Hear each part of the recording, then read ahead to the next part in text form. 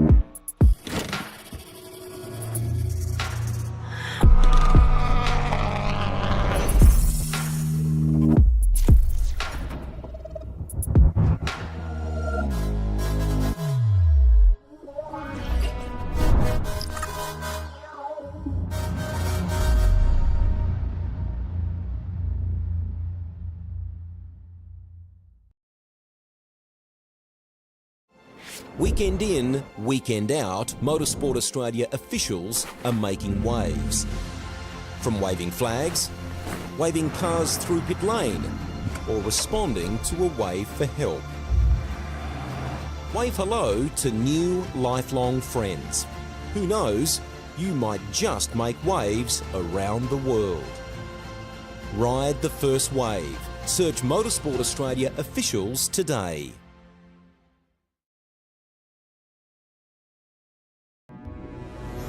We are gaming fanatics. Our goal has never been to just play games. We think it's much better to feel like you're actually in the game. This feeling is what drives us as we create world-class gaming chairs. Our one aim, give you a brand new gaming experience. Help you move in perfect sync with everything on screen. Make sure you're having a ton of fun. It took us decades to achieve this, and we're still not satisfied. Every day, we wake up to get better. We'll never stop designing the very best to help you be your best. When it's all said and done, our job's only done if you're in full flow and focused on your victory. May you win, and win big.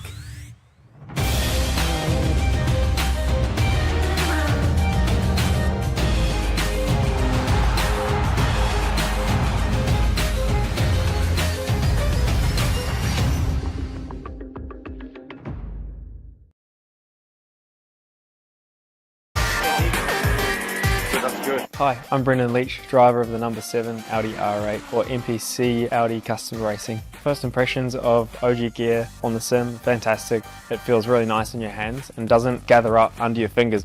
The sock, very breathable for me. I get sweaty feet when I'm on the simulator. I know that's not the nicest thing to say. It has just the right amount of grip because your feet do just naturally move around on the pedals a little bit, and I like the way that they give you that freedom but also give you that stability that you need.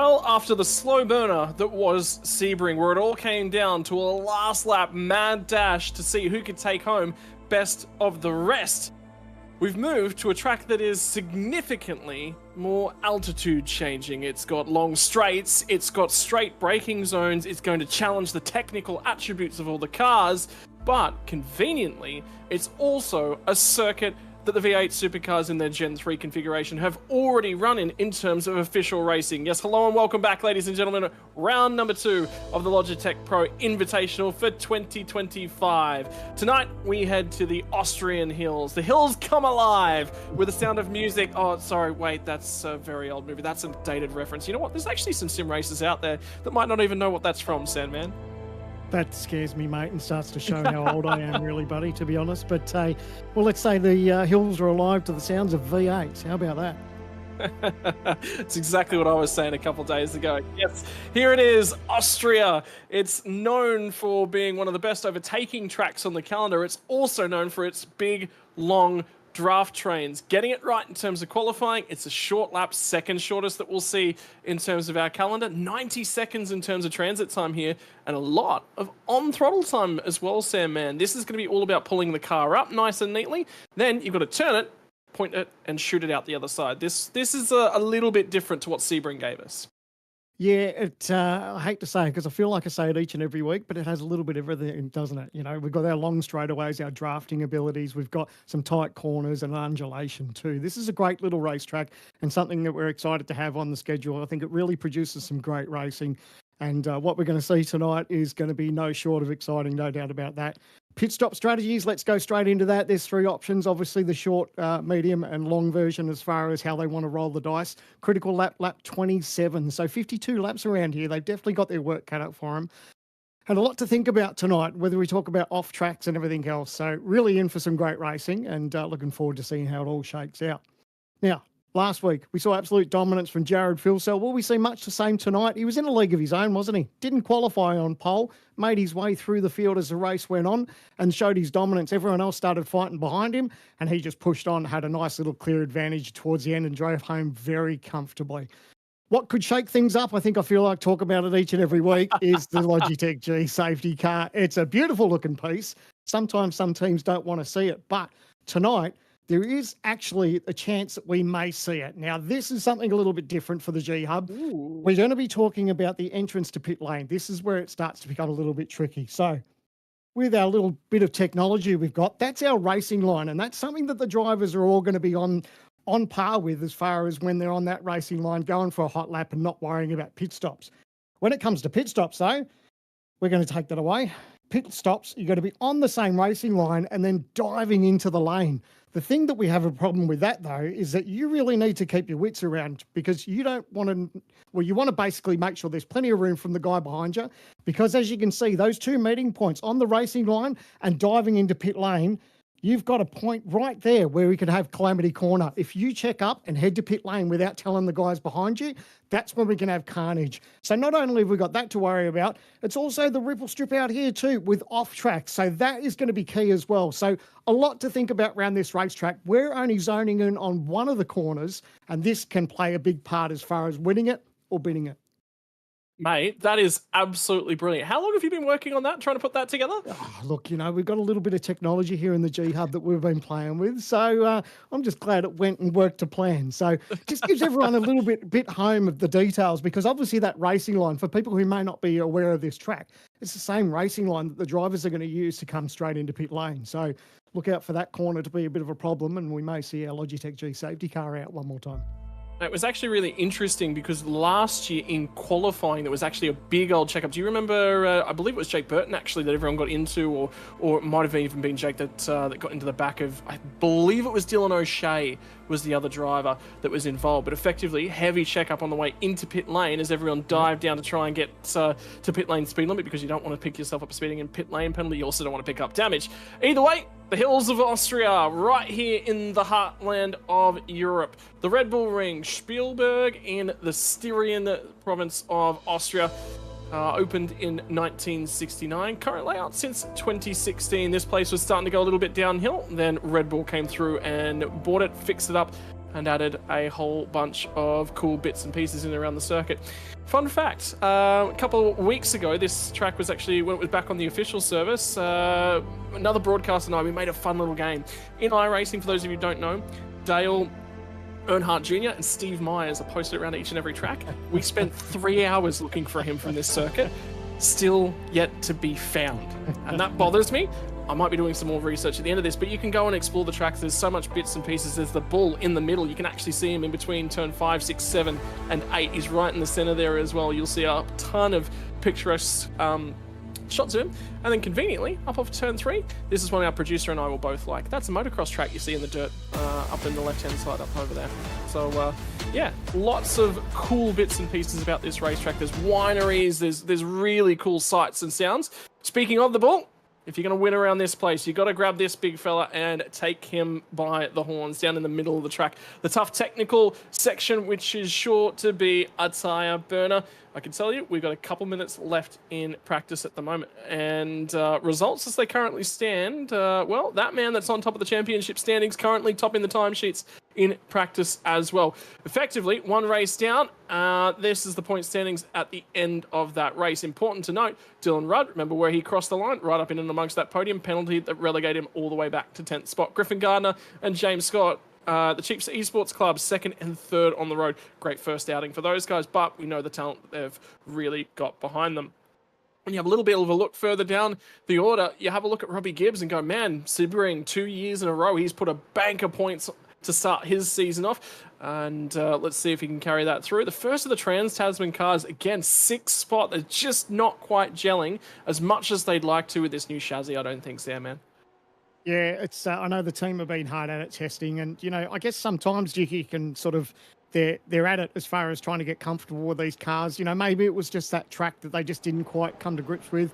We could see, obviously there was a chance that Madison Down was on target for a top 2 result there, but unfortunately we saw that contact that he had that slowdown penalty, and that took him out of it. But yeah, a little bit rare for Trans-Tasman Racing, but you never rule them out, do you? They're too much of a powerhouse to think that, they're behind the 8 ball, and that probably at the end of the day will just make them work that little bit stronger.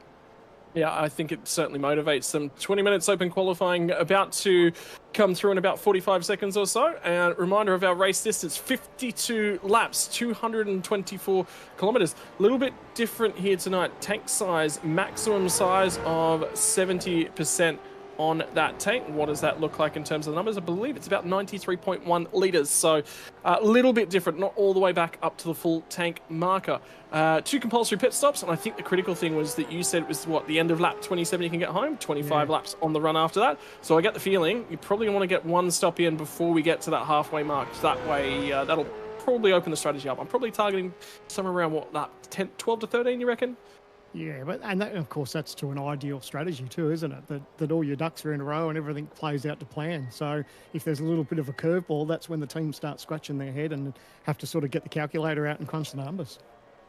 Yeah, and keep yourself on that right strategy. The Red Bull Ring podium in shot tonight. I can guarantee you there is everyone in the server would love to stand atop that should they take a trip to Europe and go racing from the real world. In the meantime, though, they will have to take what's on offer for them here tonight. 20 minutes worth of qualifying.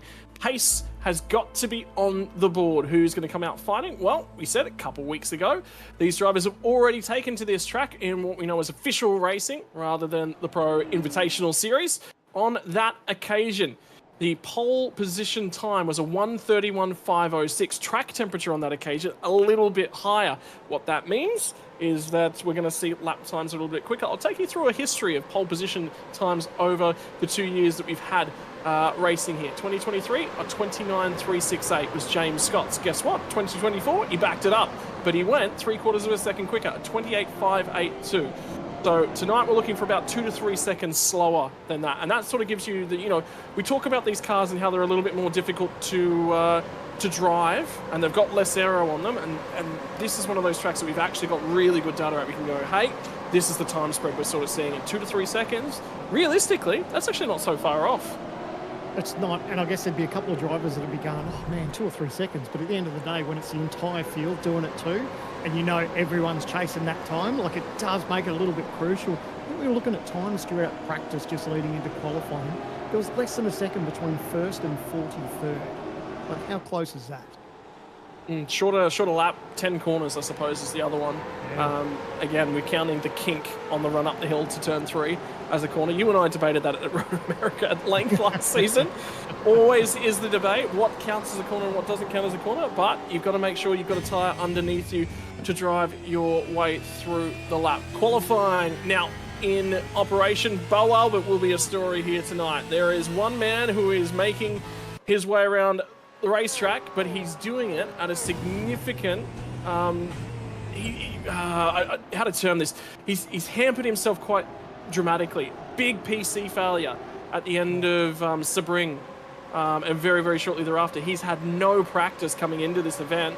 He's gotten over to teammate Matthew Bowler's house. It's a 2-hour drive for him. That's how far away he is from his place, and on a borrowed sim rig as well. So he can reach out. He said to me, look, if I'm feeling a little bit cheeky during the race, I can reach out and I can pull his brake pedal, but he won't be doing that tonight. Mate, that's talking about commitment to have to drive 2 hours, but we spoke about the difficulties of drivers jumping in different sim rigs for the qualifying series and how tricky it was for them. So, Bo's got his work cut out for him. Like you said, little to no practice, and then to be honest, a different rig, it's really going to be tough. Worthwhile noting that second car on the queue right there is Damon Woods. He's tested for a GT4 ride. In fact, he passed that test. He's chasing some funds. So if you're out there and you're watching the world of simulator racing and go, well, what can it do for you? He had a crack at Formula Ford. He was there and thereabouts. He's quite accomplished and an up-and-comer in the real world, and at the moment harassing Bo Albert. And the difficulty for Damon is that he knows that he could have gone a lot faster on this lap. He's just in behind Bo. He's obviously struggling with the challenges that are in front of him at the moment.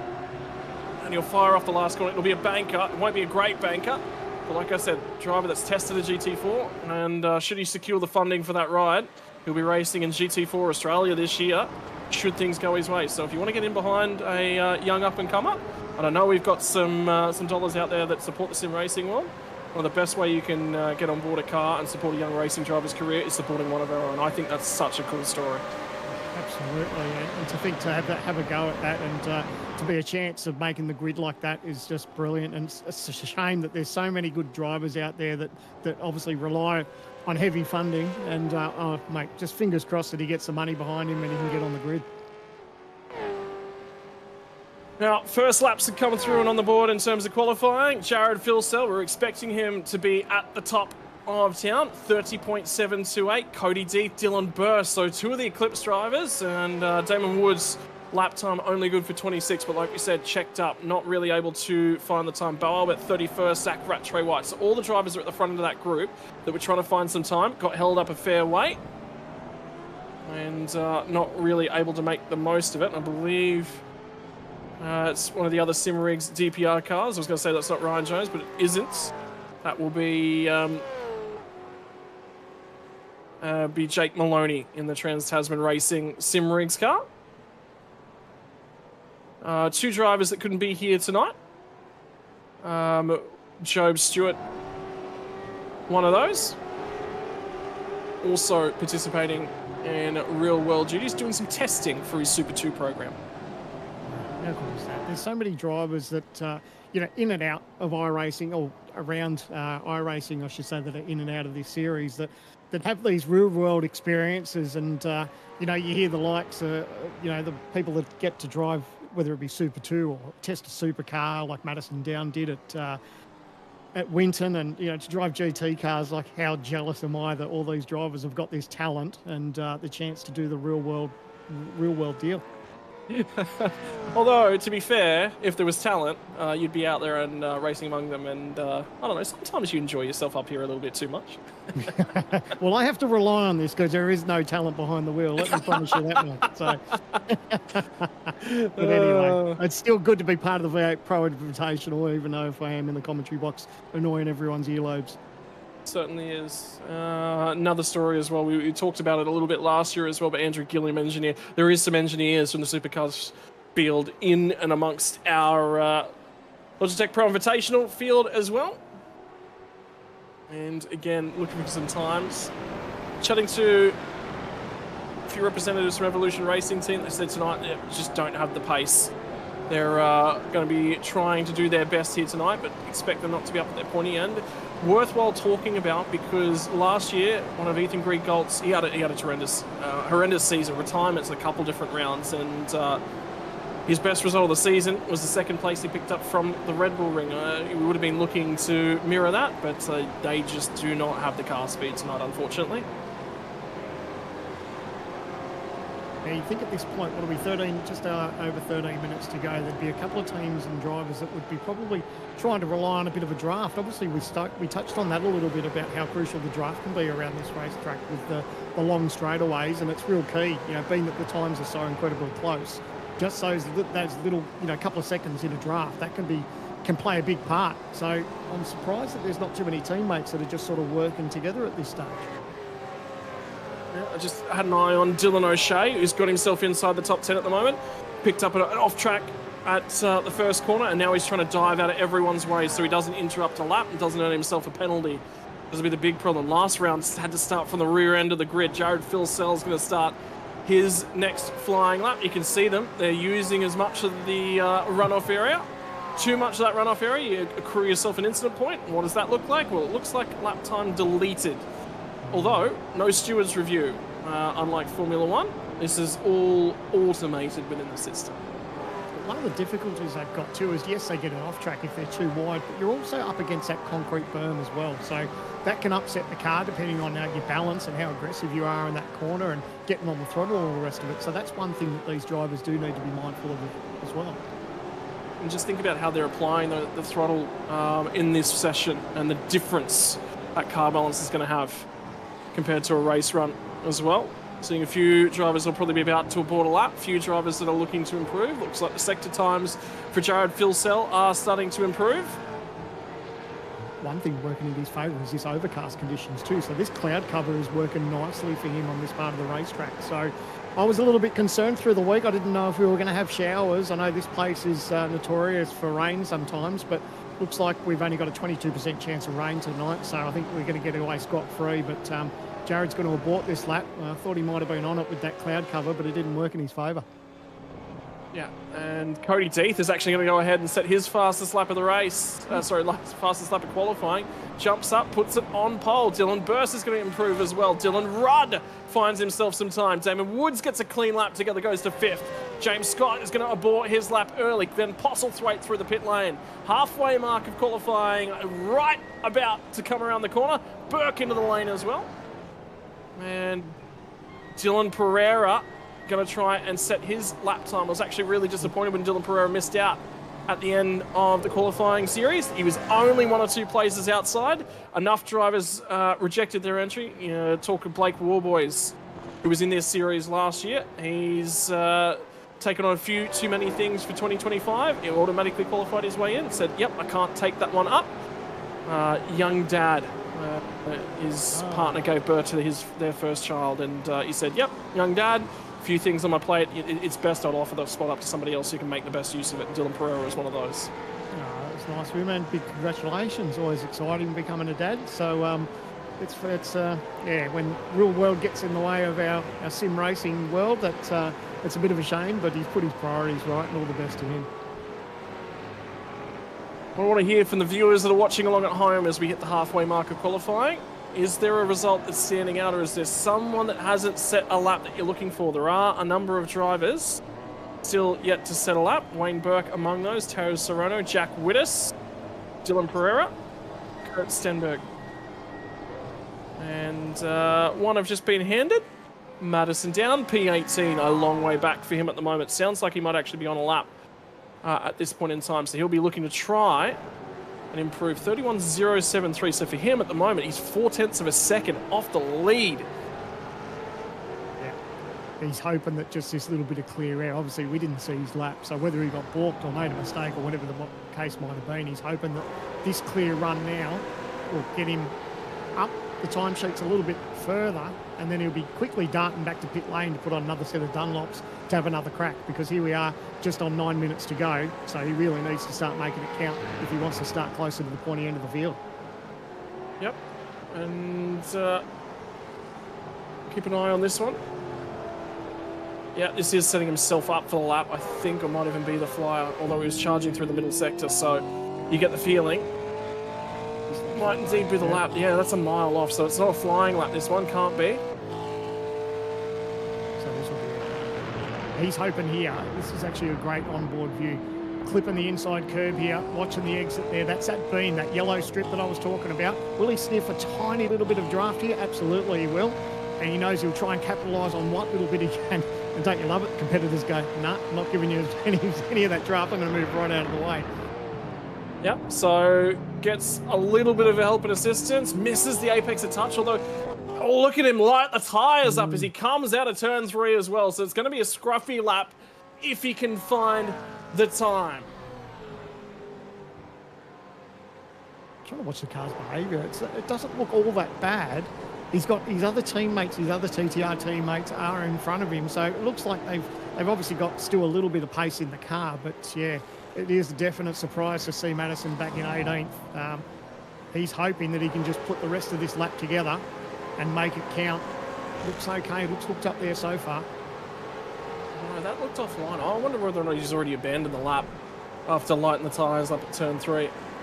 Look at him, just there's so much attitude when you're pressing on in this car. You will, if the car's doing that in race trim, it will not have rear tyres on it in a very short amount of time. So you will not drive it that way. Yeah, this is an in-lap. Yeah. Boarded straight away. Nicely, well done. Kurt Stenberg finding a little bit of time deeper in the field. Always says that he's not quick in qualifying trim, but his race pace is good enough for him to drive through the field. In fact, I don't think there was ever a time in the qualifying series that he qualified inside the top 20. Every single week he had to race his way through. I do love his camera though. You can't have a go at that bloke for not being up on the wheel. Right up and on it. A lot of activity and attitude. One of the other drivers joining us with the webcam. Nice and smooth. That's the big thing about this. If the wheel's smooth in race trim, you're on for a good shot, but you've got to have that little bit of activity on it in qualifying trim. If you're not driving it right up and at a point where it wants to dance around on you just a little bit, tips it into the second last corner, that'll be an off track, I think. That's outside the boundaries. He's dialed in, he hasn't blinked.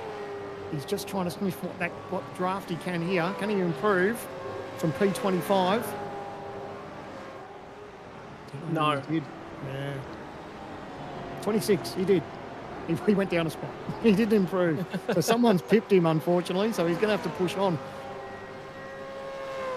And as time starts to run out in qualifying, we've got under 6 minutes left now on the field. Wayne Burke, Dylan Pereira, Damon Mulqueen are the three yet to settle up. Actually, Griffin Gardner has had issues. I don't believe Griffin Gardner's actually in the server at the moment, so we might have lost the driver who's sitting second in the championship. Ooh, wow, that could be huge.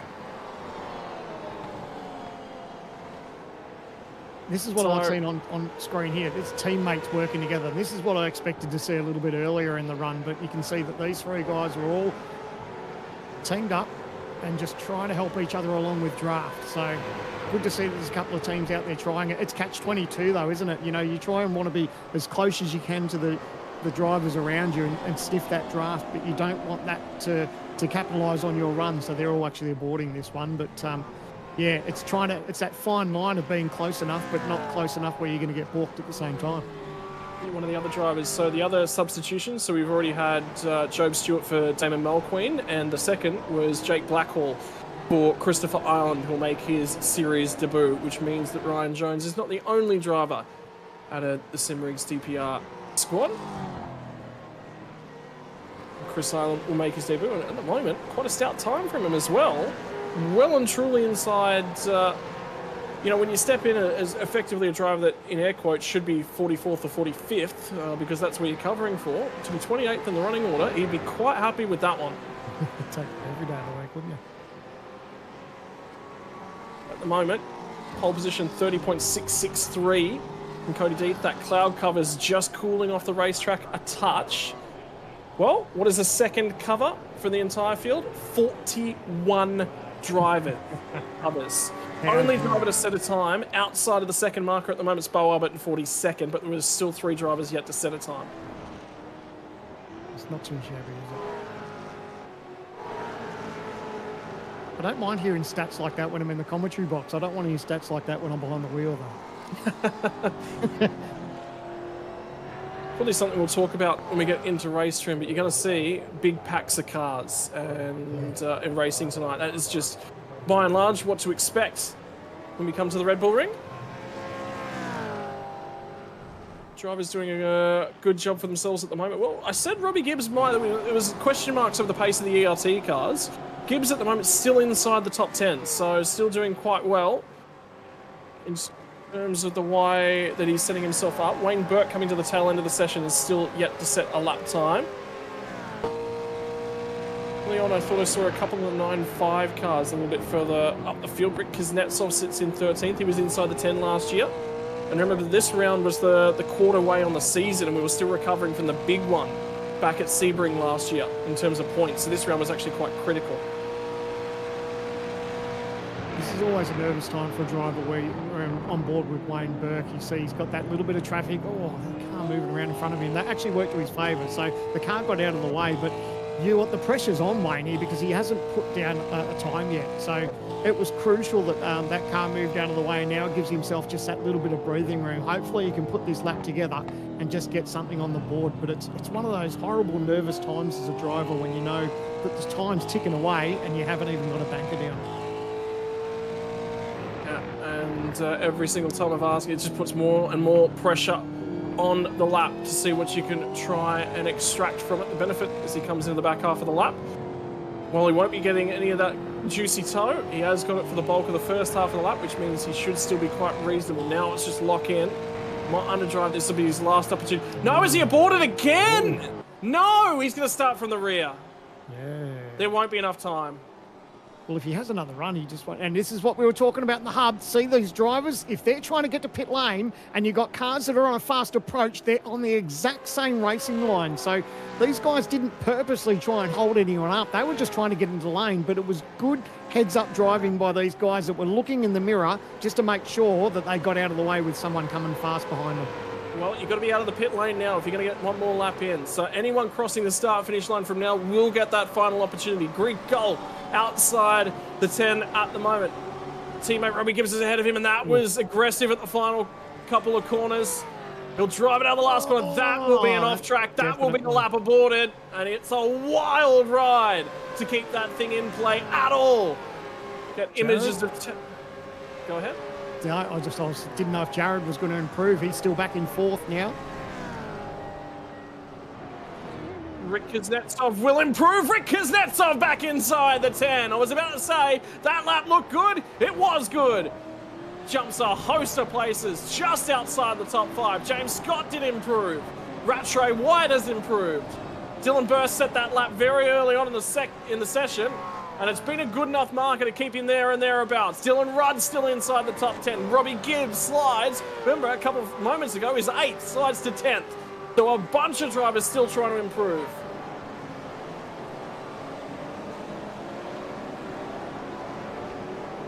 And it is coming down to the dying stages in this session to try and find a lap. Who's got the pace? Who's got the opportunity? Is this a lap for Rosell? I think he might be on a cooldown lap and a lap back to the pit lane. Time is going to expire. Qualifying from the Red Bull Ring. If you can overtake, this is probably going to be the track.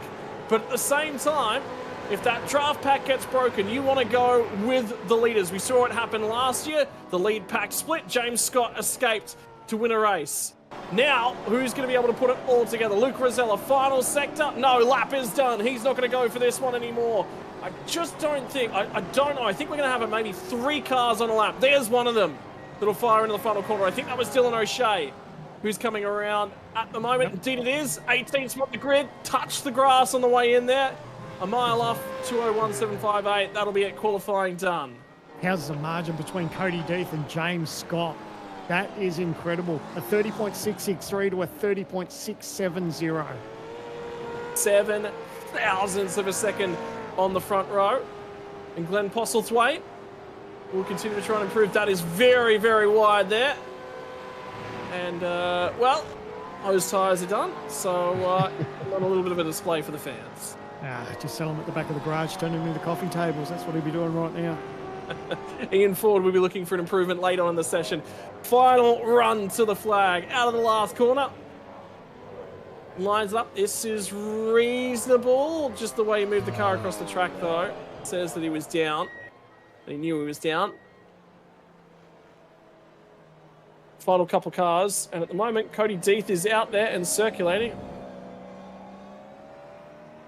And one final marker to come through from race control. There was one issue of impeding during the session. Car number 11 will receive a 10-second race penalty, which is Ryan Jones, for impeding Ian Ford on his lap 4 of qualifying. So one marker to end the session there, but qualifying and the second of the season in the books. 30.663 the pole position time for Cody Deeth. He is going to take it from James Scott. Both of those guys on the front row. How about that for Eclipse Sim Sports? They take out their first pole position. James Scott has always been quick here in qualifying trim. One race from 3, and that he hasn't snagged the pole, still lines up on the front row. Damon Woods alongside Jared Philsell on row number 2. Be interesting to see from these guys who scampers away down to turn number 1. The fastest of them, Zach Rattray White. Qualifying's probably been a little bit of a bugbear. He solves that issue here tonight into the 3rd row of the grid. Rick Kuznetsov, he normally does exceptionally well from the Red Bull Ring, and we'll hope to make something of that. Dylan Burst is going to line up alongside of Andrew Gillen, 14 thousandths of a second separating row number 4, and the final row inside of our top 10 is going to be defending champion Dylan Rudd. Off alongside of him, Robbie Gibbs. Can he find something from inside the top 10? 2 tenths covering that 10. Jake Maloney and Jordan Ross, the first cars outside of that 10. Again, another great track for Jordan Ross. Tends to be where he gets his best results from in the season. Ethan Greengold, Brady Myers just outside of the 10.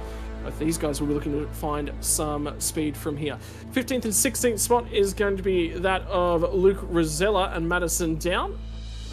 This is where we get 3 tenths off the lead, back to 15th spot. Lachlan Capel off alongside of Dylan O'Shea. How about that? 18 and 19 in the field? Well, they start 17th and 18th on the grid. Moving both one spot further back, they would look a little bit neater.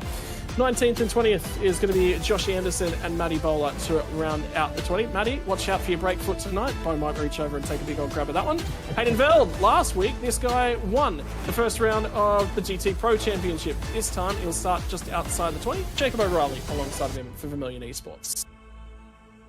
23rd and 24th is going to be Kobe Williams, who'll be the last of the Eclipse SimSport drivers in the field. Adam Briggs, not necessarily overly happy with his qualifying effort. 4.5 tenths, though, all the way back to 24 spots.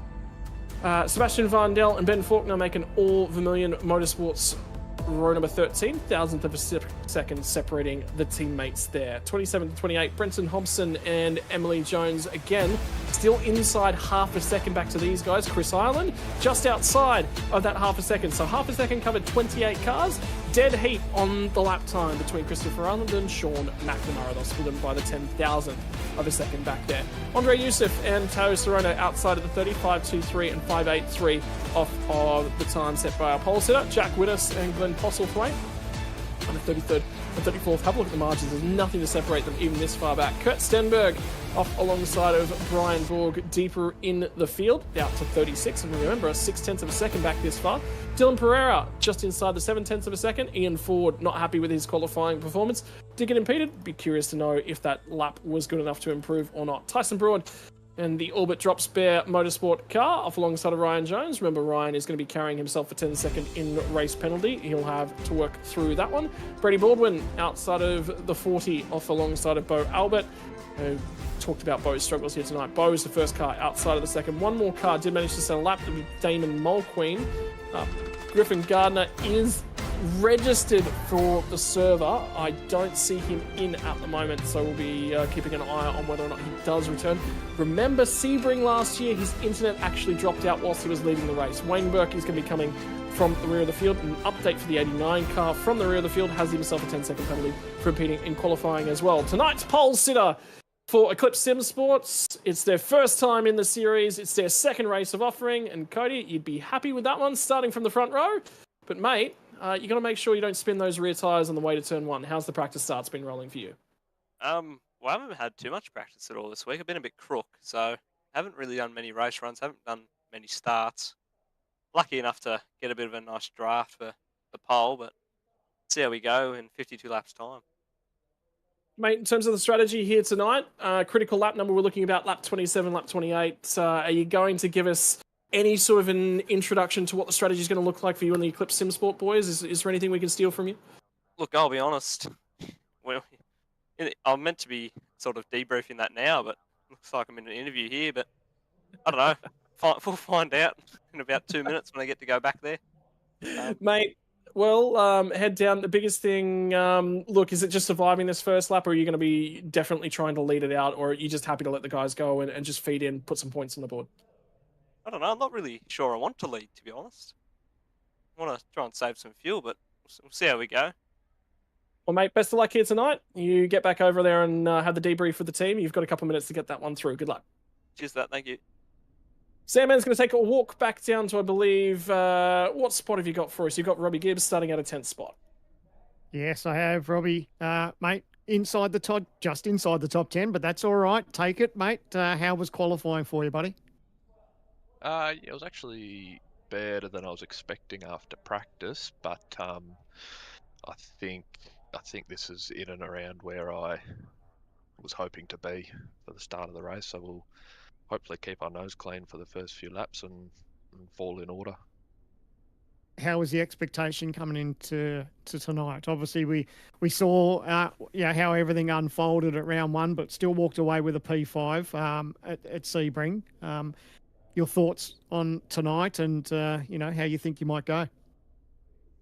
Just sort of a bit like last round, going into it, just looking to have some fun and hopefully end up at the pointy end again. Well, P10's not too bad, mate. I think when I was in the seat and you can still see the start and stand from here, I think you're still in for not a bad night, mate. Nervous about pit stops and strategy. I guess you all keep those cards pretty close to your chest, but we'll be thinking about that as we get away shortly. Yeah, look, I'm not too sure on strategy. I'm not the strategic mastermind to figure all that stuff out. I just drive until someone says pit. So we'll see when that call comes and see how we end up. All right, mate. We'll let you concentrate. All the best. As Jay and I both know, we reckon you got a pretty good number on the side of your door. But all the best, buddy. And hopefully we're chatting to you at the end of the night. Oh, good. Cheers, mate. Thanks, buddy. And Scotty, you've gone for a decent old walk. I hope you got some comfortable shoes on. You've caught up with our good mate Kirk Stenberg back in 35th position. Well, when you're trotting down to one of the most popular drivers in the field, mate, it's always happy to be back down there and have a bit of a chat to Stenny. Mate, we talked at length during the qualifying series. You always said, look, qualifying is just not necessarily my thing, but you've been able to make progress in each and every race, not just throughout the qualifying series, but at a Sebring as well. A lot of overtaking opportunities here at the Red Bull Ring. Confident that you can grab some spots?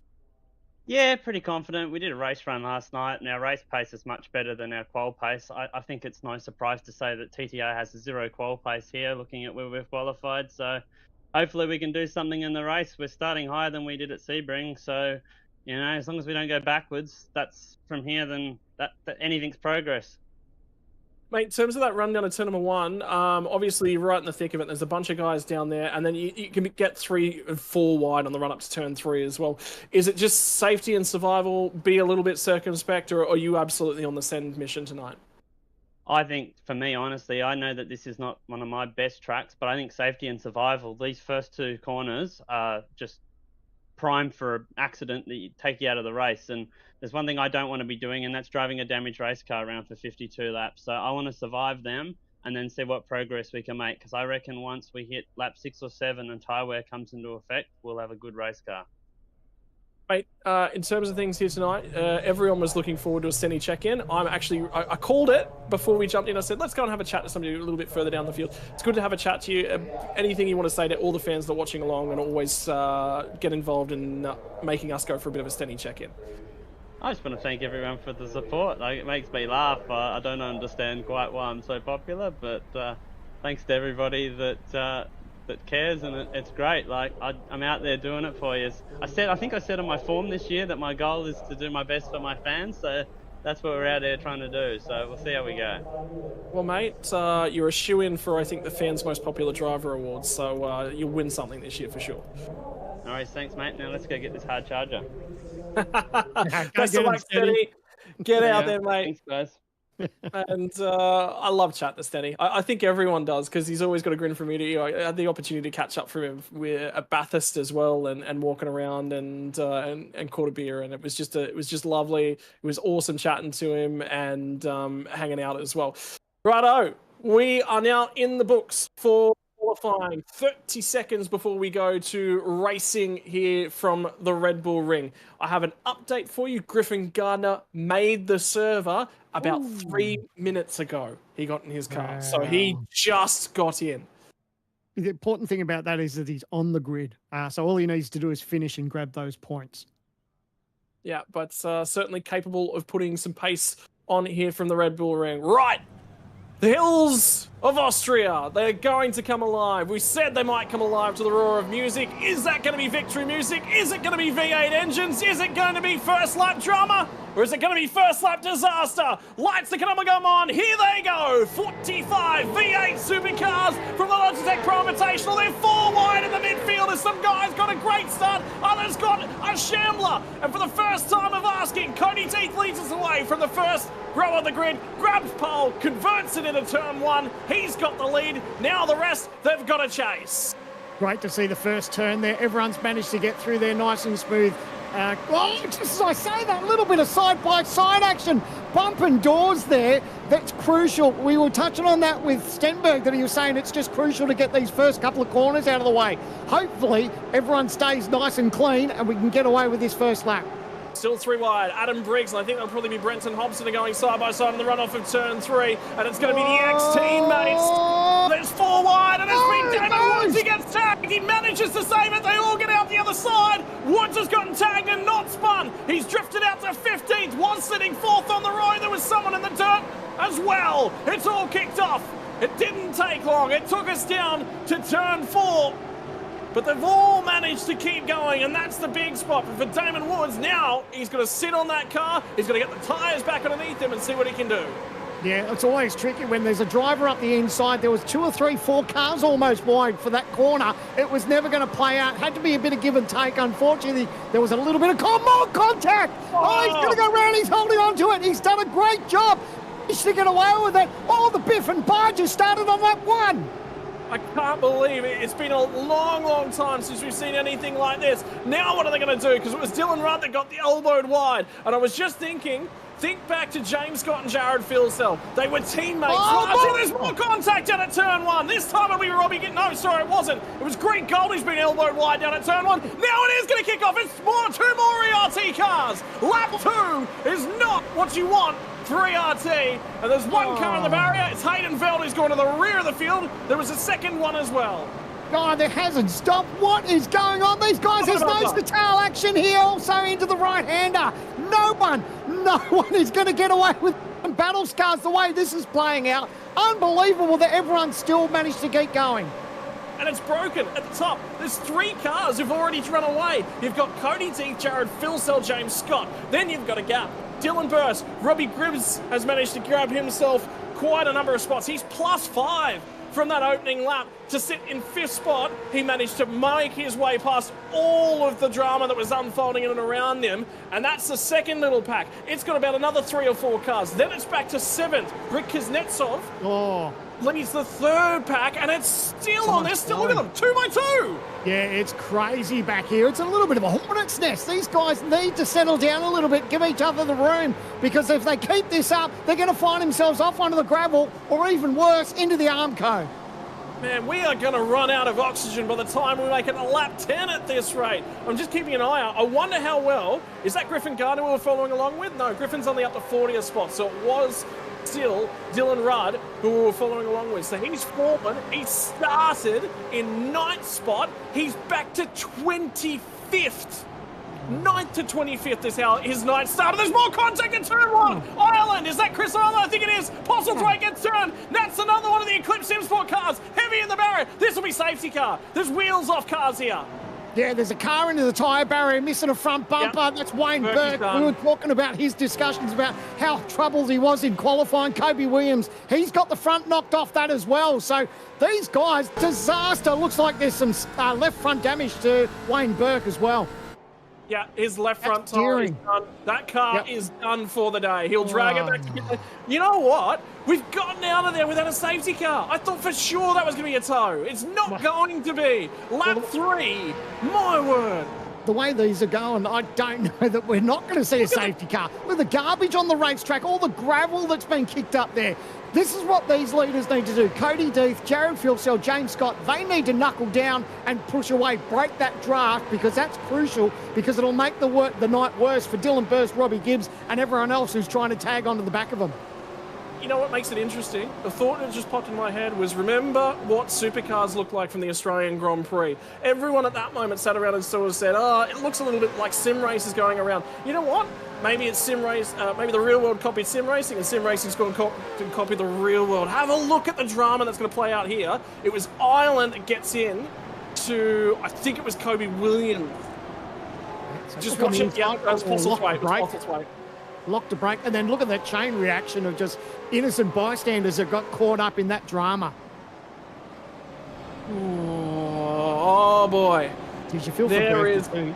Because he was having drama in qualifying, and then to have that left front damage, I think that's going to be game over for him tonight. So it'll be interesting to know. We talked to Kurt, and he said, I just want to survive. I just want to try and make my way through. He's gained 5 spots. For Wayne Burke, this is what he had to look at down at turn 1. Keep your eyes up ahead. Pinch your brake. You see it? Sees the drama.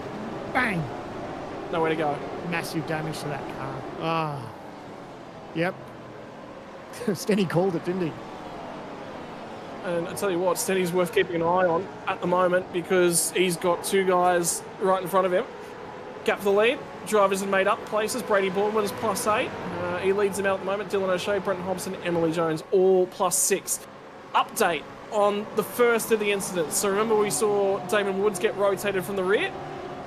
Who was the car that got into him? It was Rick Kuznetsov. That's quite a lot unlike Rick too.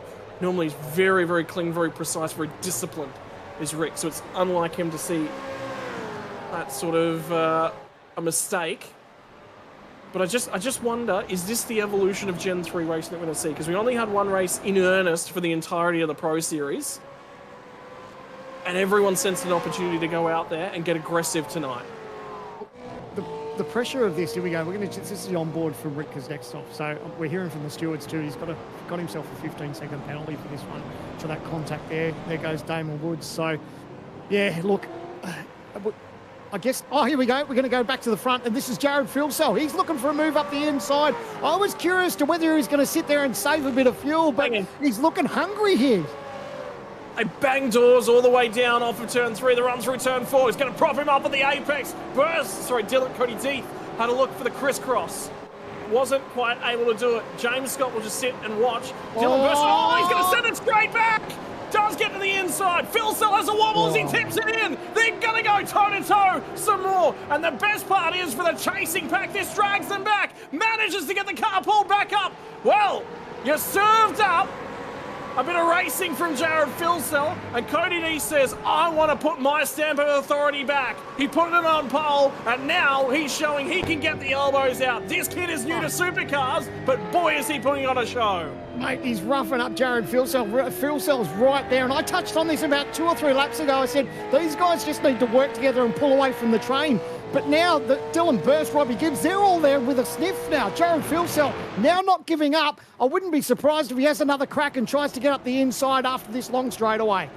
Well, they're going to play on each other. A little bit of a bounce up and over the curb. He is going to have a go. Squeezes him to the right-hand side of the road. Runs out of room. Now they're alongside. The run up to turn 3. Pitches it narrow. Dives it back out wide. Can Filsell pull it up? He picks his contact. They rub, they bump, they grind. Scott's trying to look for a way through. Can't quite get the power down. Filsell's got him for now, but you can be sure that Cody Death is going to squeeze him to the right-hand side of the road. They'll elbow each other once again. On the run to turn 4. Welcome to Supercars. Oh no, there's more contact. Scott's going to sail through as well. Well, he's going to lose a couple of spots here, possibly Cody Death, though. He's only lost 1 spot to James Scott. The problem that he had there was that wheel-to-wheel contact with Jared Filsell. He's got to be careful he doesn't get that wheel damage. You saw the car jump up in the air when it locked wheels. That could have been disaster for him. My word. And race car fans' delight to Stewart's chagrin. They are getting calls left, right and centre. It's not just at the front, it's right the way through. That's the replay that we were looking on board with. Let's talk your way through the top 5, top 6 at the moment, because that group of 3 has come back together. It's now a group of 6. So it's Jared Filsell leads the way from James Scott, Cody Death, Dylan Burse. Then it's back to Robbie Gribbs in 5th, and Zach Rattray rounds out the top 6. Oh boy, Sandman, this isn't going to go away. Are we on for 50 laps of this?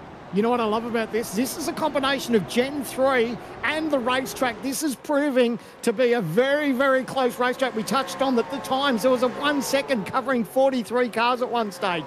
So everyone knows how crucial it is to get the draft and being as close as they can to their rivals. It's going to be a move here. Zach Rattray wide. He's up the inside. He's pulled it up. It's a nice move up the inside of Gibbs. And the smart thing about Robbie Gibbs was he could see all the nonsense going on ahead, and he just went, yep, no, I'm attached to these guys. I want to stay attached. I don't want to lose time. So he just let that one happen. Rick Kuznetsov leads the second pack. 15-second time penalty hanging over his head. Jake Maloney, Jordan Ross, Luke Rosella. That's your top 10. Oh, it's a little bit wild back here too. Oh, just covering across there. Was that Stenny? Stenny just closed the door there. He's now into 28th position. He's up on the wheel. Look at that camera. Love seeing him in action, but he's got his work cut out for him. All over the back of him. It's nose to tail action back here. Yeah, it's not going to go away. Right, there is some more calls that are going to come through, and they're going to come thick and fast here tonight, race fans. So get your notepads ready if you're watching along at home. Remember we talked about Ryan Jones. He had a penalty coming through from qualifying. He's got in this isn't a bad call, by the way. He's gotten into the lane early, served that penalty. He's in free air, so he's not getting biff on with anyone in that pack. So that's that one done for him. Update, Ethan Grieg-Galt, 10-second penalty, contact with Dylan Rudd. Remember we saw the Chiefs Esports machine sideways, defending champion dropping through the order? Yep, that's a 10-second penalty for Grieg-Galt. So the stewards were a little bit lighter on the penalties back at Sebring. And now the guys have stepped it up a little bit. And this is the seeing and soaring, isn't it? You've got to manage the field. And that's what I think there might have been a little bit of a discussion. Did we overstep the line a little bit, maybe back at Sebring? Now we're going to bring them back in line. Interesting thing with this camera shot with the drivers. What did we say? We were talking to Kirk Stenberg and he said, you know what, watch about lap 6 or 7 and his car will start to come alive. He's just now starting to open up that little gap. So I don't think he was telling us porcupines. Maybe this is where it's starting to work in his favour around this lap. Yeah, and last time by for Kurt Stenberg, 32.911. How's the dive for Lachlan Capel? Remember, Capel was a lot further up, so he's one of the drivers that's lost out quite a lot. So he's looking to try and normalise and start to make some ground. By the way, Griffin Gardner's just in behind these guys, and he's going to try and line up for the move. So Capel was all over the road trying to apply some pressure to Brian Borg on the run down to turn 4. Griffin Gardner's going to try and get there. Not quite able to do it. For Griffin Gardner at the moment, remember, 45th up to 32nd. He's plus 13, so big gains for Griff. Good start. Only 8 laps in too, so that's good. Still got a little bit of strategy on his side to pick off some more drivers, but he's moving forward. That's the main thing. Don't get off line through that section right there. There is still garbage on the road. They just haven't gotten across the side of the road to move it aside just yet. Right, race finally starts to stabilise. Finally. So, if you were sitting back there, race fans, and you hadn't brought the popcorn to the table, now might be an opportunity to grab it because it might just all... I just cannot believe that with all that went on, we didn't have a safety car. Yeah, well, that's a testament to these drivers. Obviously, there was that little bit of contact with a couple of cars there, and there was cars that had contact with the wall, but it wasn't a big, massive melee where it had to have a safety car, but it was close. Geez, they had a fair crack at debuting the safety car, but it wasn't to be, and here we are, lap 9 of 52. Everyone now, I feel, is just starting to settle into a little bit of a rhythm, and they'll start thinking about this first pit stops, because obviously these drivers have to make 2 pit stops. That'll be playing on their mind here at lap 9. I just watched, by the way, Ethan Grieg-Galt lift off and let Andrew Gilliam through. So Grieg-Galt recognised was one of the weaker cars in that exchange, and Gilliam got the pass done. They were starting to become a little bit separated from the train just ahead of them. So a little bit smart on both drivers. Gilliam's got a little bit of pace, showed it to Grieg-Galt, and Grieg-Galt went, yep, let's get back in the line, and let's start seeing if we can pull ourselves back forward. Something's just happened to Jack Widders because he was just on the radio to race control to have something looked at. And we might have found it on the replay. he was behind Stenberg there at one stage. So, yep, here he is. Brian Borg, Lachlan Capel. Yep, a little bit of contact there, but everyone's managed to get away with it. So, it's probably going to be a little bit of dicey. Oh boy, oh boy! Got the touch there. Oh, and it's still not over. Oh, he's got a tag in the right rear. And that set him so he's managed to hold on to it. So great save, but unfortunately, he's lost a ton of positions. Yep. There's Lachlan Capel that roughed him up. Greg Galt's going to dive into the lane, so he's going to serve a 10-second penalty and get that one all out of the way. And on with his race, but he's also crucially pulled himself out of the queue of cars. I think that might be a crucial one. Bo Albert started from the tail end of the field. Was one of the slower of the qualifying drivers here tonight on the drive through. He's gained a couple spots, but that might be strategically affected at the moment.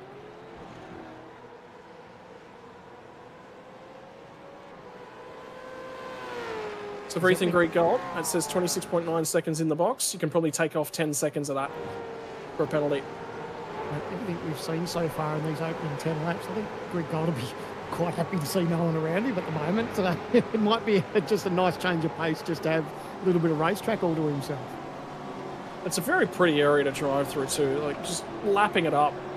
It's very, very picturesque racetrack with a lot of lovely mountainous backgrounds that you can see. Like I said, there's some wineries, there's farms in the region as well, karting tracks obviously in and around the circuit because some of the upgrades that got made to it.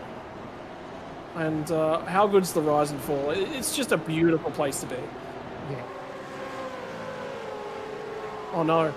Am I hearing that you two, you and our producer have been hard at work this week? I heard that there were some technological upgrades. Yeah, Now, we've been you're gonna unpack the toys? Yeah, so this is just one of the turns that we were talking about, the marble build-up. And this is something that drivers need to be careful. You can see just all on the outside of all this garbage that's up here on this racetrack.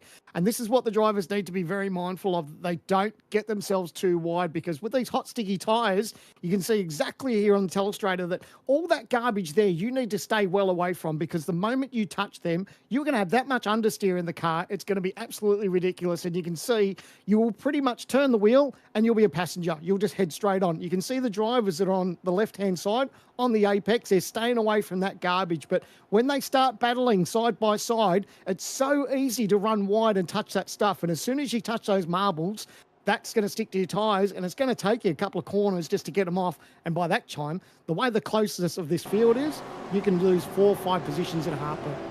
And the critical thing I saw with all the drawing that was going on behind the scenes there is that you outlined the garbage on the road from the kitty litter, but you're right, there was marbles right next to it as well. So they're there and they are in play. They played a bigger part in the qualifying series, but they're there and the drivers have got to be aware of them as the race progresses. Right, more updates. Kobe Williams, 5-second penalty, contact with Dylan Rudd. So that's the 994 car. So it is all kicking off up at the pointy end at the moment as James Scott, remember last time from Sebring, said he just couldn't quite, he was having a little bit of problems trying to figure out how to look after the tyre. It looks like that's starting to come back to him. He's starting to close up a little bit on James Scott and they're just starting to stretch the legs on Cody Deeth just a little bit, but it's still a 6-car breakaway at the front. Rick Kuznetsov is in pursuit, but just starting to lose them a touch. I'm surprised Jared's leading. I think I'm just trying to remember if last season, I think he spent most of the time drafting and spoke about that in one of the interviews, just saying that it gets a little bit boring there sitting in the draft, but it's such you capitalise on it so much as far as how much fuel you save. So it's catch-22. Do you want to be out there punching a hole for everyone else, or just running your own race, or do you want to be back saving fuel? Then that's I guess what one of the options that these drivers have when it comes to pit strategy, because the more that you save on the racetrack is the less time you're stationary in the box. Well, I think one of the interesting things is have a look at that top group of cars, right? We've got 6 cars from Phil Sell back to Robbie Gibbs. Well, you got Lobs Esports, then you got Chiefs Esports Club, Eclipse, Vermilion Esports, and Logitech ERT. right? 5 teams inside the top 6. There's only one team that can sit there and go, oh, we can just play the fuel games and the strategy games. Last year, it was Lobs Esports, basically walking away from the field. They could just do whatever they wanted.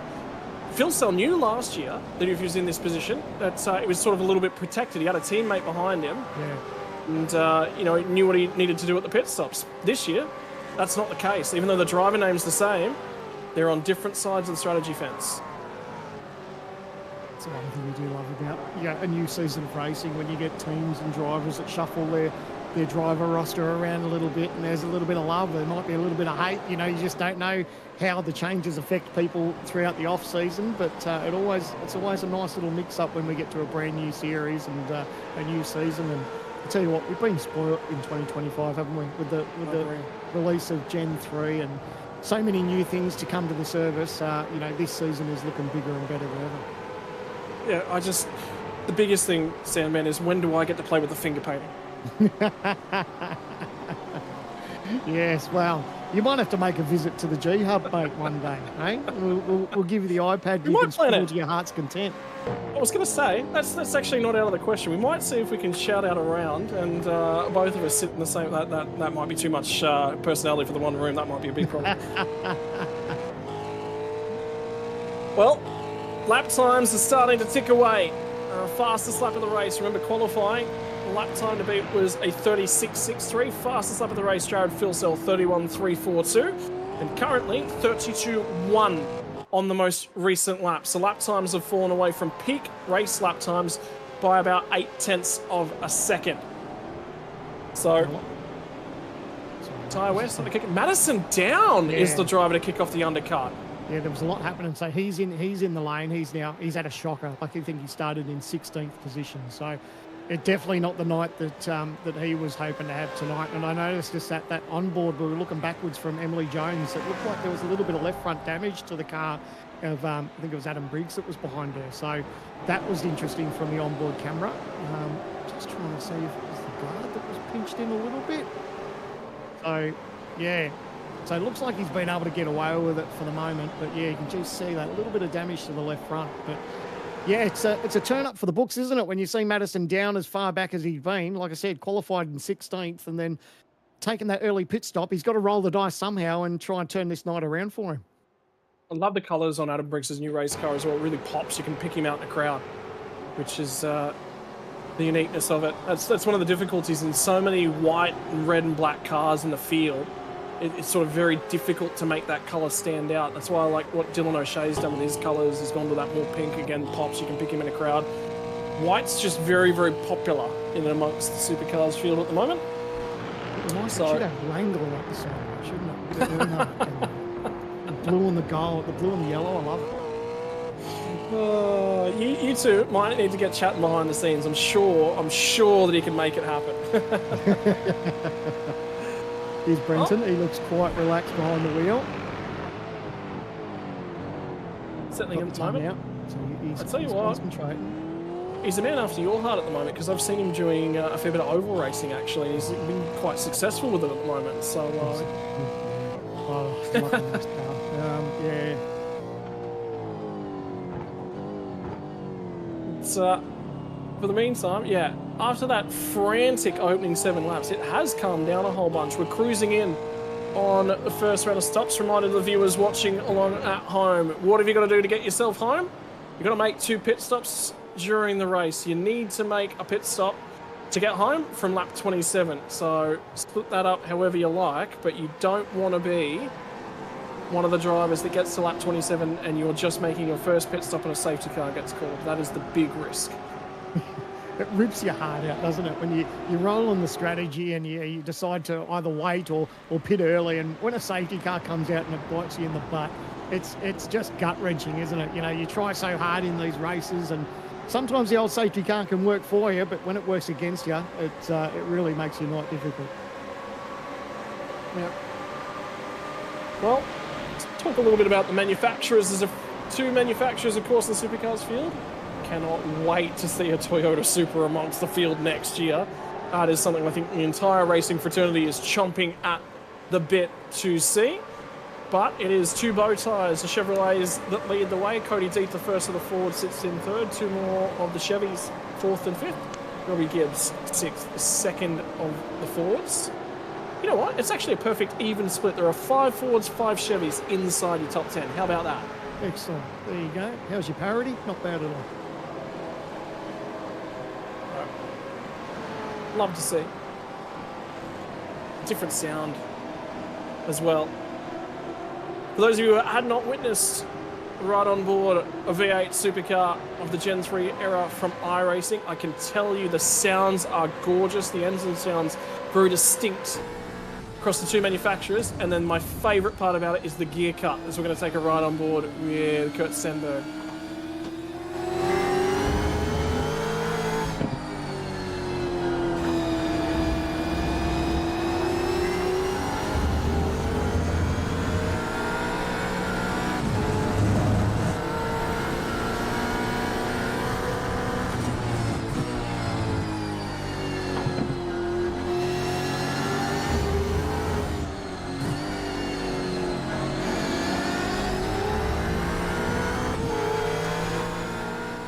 Was perfect. How good was that? Just listen to Stenny behind the wheel. Oh, we can see Andrew Gilliam. He's in the lane. Just behind the wheel, and you could hear that engine note that you were talking about, the gear shift cut up on the ripple strips. You could hear it all. That was just great, just watching that on board. And then seeing Stenny just up on the wheel with his camera at home. That was terrific. Right. Phenomenal. Love it. I love the generation of car. Such a big change. It's brought there are so many drivers in this field that have taken some time off. Glenn Postlethwaite's a very, very good example of Emily Jones back aboard the supercar. Has been an enduro driver the last couple of seasons. Makes her first case for Pro Series contention. But that's the biggest thing, is the Australian community is just alive and thriving at the moment, and we've got so much to thank this car for. Yeah, well, it's reignited some passion for a lot of drivers too that, maybe didn't love the old car, and knowing that we've got the new Gen 3 car, I think we've seen, the servers are incredibly busy just through the week, people getting ready for big events like this and just turning laps and like you said, just enjoying the fact that we've got Gen 3. It's really ignited a lot of excitement through, new and old drivers in these series. And, we're just thrilled that we've got it on as part of the V8 Pro Invitational. For the meantime, it's the lead group of 5. Not getting any closer. Robbie Gibbs has made a mistake on that most recent lap, ran a 32.4, so he's just starting to fall off that lead group. You can see him just in the back of that shot. So lead group of 6 becomes a group of 5. Rick Kuznetsov, an update to his night as we're going to see the pit lane start to get extremely busy. Ben Faulkner's Vermilion Simsports car, front of shop. And Sean McNamara, team boss over at 9.5. Simsports rolling it out of the lane as well. Longest stop, Sean, 20.8. Dylan Pereira's in for a reasonable length of time at the moment. So, but update to Rick Kuznetsov, 15-second penalty for, get this, lap 2, turn 11. That's how far back. That's the amount of volume of incidents that happened in that opening 2 laps. That they're still dealing that far back, are the race stewards.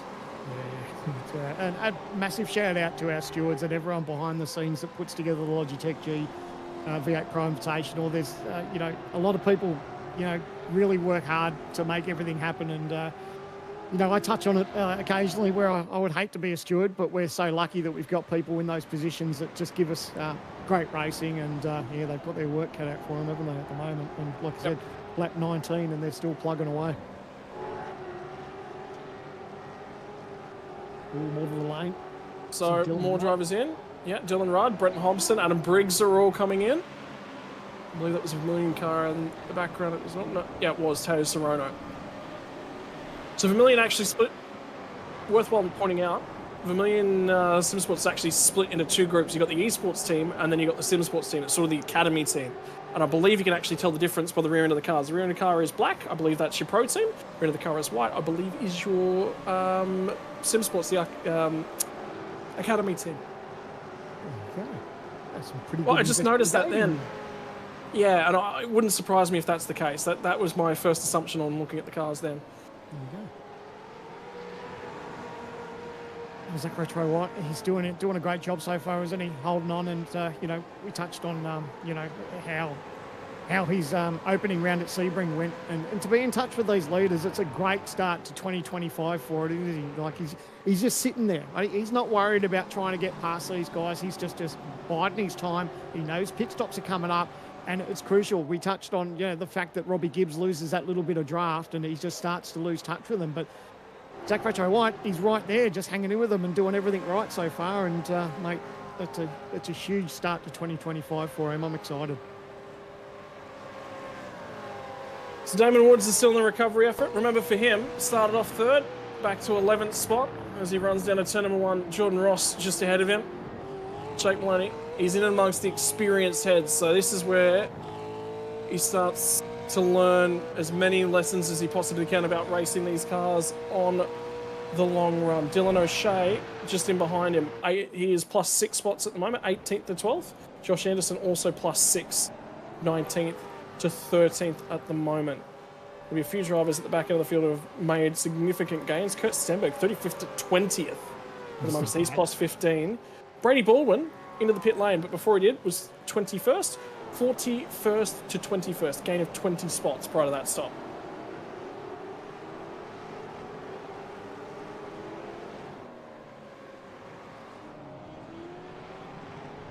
And to add to Glenn Postlethwaite's misery, he's just been issued a drive-through penalty, which is why we're taking a look at him at the moment for contact with car 23. That was the locked brake on the run down to turn number 1.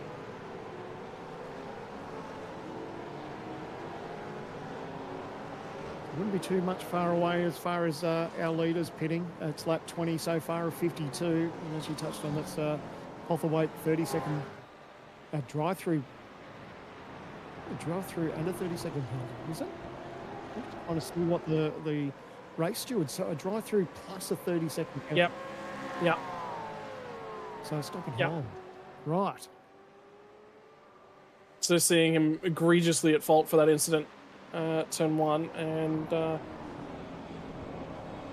we go. Just hearing from Rick Kuznetsov that he's going to serve his penalty as well at his pit stop, which I like. I hate time penalties hanging over until the end of the race. I like giving the drivers the opportunity, because then it plays out. You can sort of see where you're at. Yeah, I agree. I think that if a driver's going to get a time penalty, it should be taken before the checkered flag. Obviously, if it gets issued right, within 2 laps to go or something, and there's not enough time. But I think if there's plenty of time that throughout the race before the checkered flag drops, I think all drivers should serve their penalty before the checkered flag.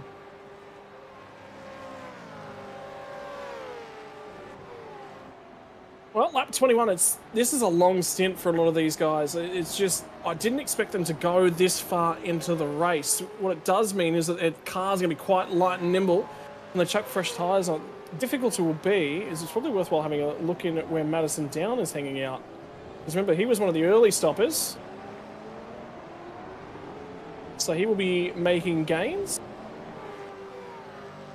Now, I guess it'll be hard to tell, because everyone's probably just holding their breath for a safety car at this stage. Do they roll the dice? Do they stay out? But you said you were talking about Madison Down, so he's on screen at the moment in P22. Obviously, that might change a little bit once a lot of drivers in front of him make those pit stops. But how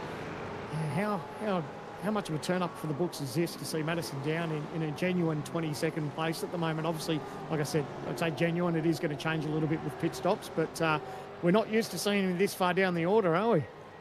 Yep, well, pit stops are continuing to come through, so Kuznetsov's going to have a long stop here for serving one of those penalties. Tyson Broad, Sebastian Vandella both in. Andrew Gilliam came in 3 laps after Madison Down, so he should have fresher rubber on board to try and get this job done. And he will continue to close up. Put down. So we go on board right behind Madison Down. So Andrew Gilliam is just...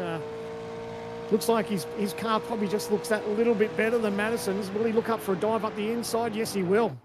And Madison's not even going to argue it. He just opens up the wheel and says, off you go. I'll let you pass, and I'll just slip in behind you. Probably looking for a drafting buddy, to be fair. Yeah. Probably feels he can probably stick with Gilliam with a little bit of a toe. Looks like Down's got a teammate in Josh Anderson just that little bit behind him too. So maybe there we go. So First of the front runner, Zach Rattray White. He's dived into pit lane, out of P position 5, straight into the lane. Doesn't want to get a speeding penalty. Gets on the mark straight there. So it'll be interesting now to see how much longer that the front 4 decide to make. All of them will be in next lap. There's no way that one driver pits and it doesn't bring all of them to pit lane, as we see Brady Baldwin and I believe that'll be Jack Widdis going toe-to-toe as they crest out of turn 3, and he's coming back at him. And Widdis is going to have to cover him. Baldwin gets back to the inside. And gets the job back done again. Marbles. There you go. Oh, hold on to it. Good job.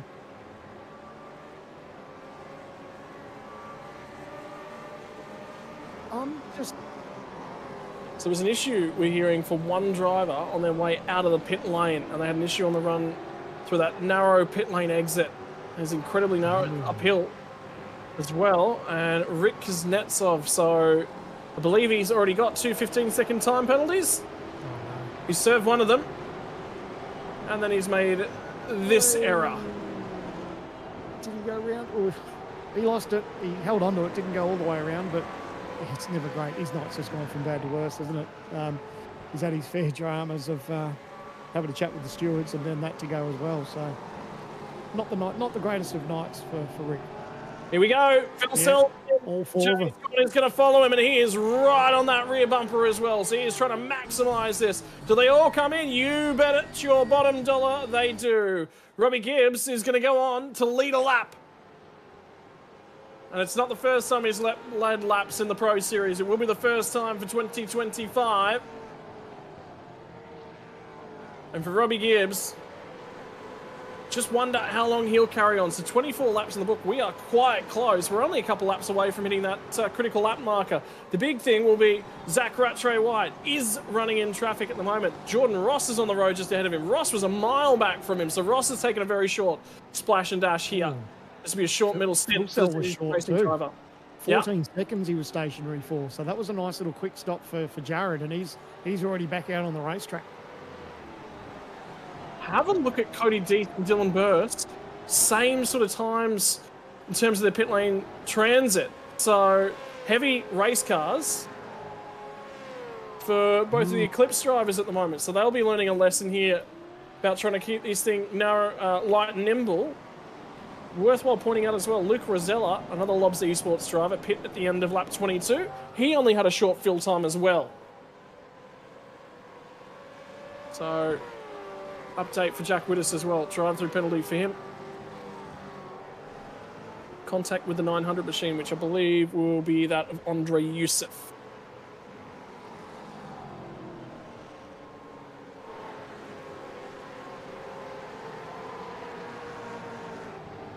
Something's happened in the lane transfer time. Actually, that might be on the way out of pit lane.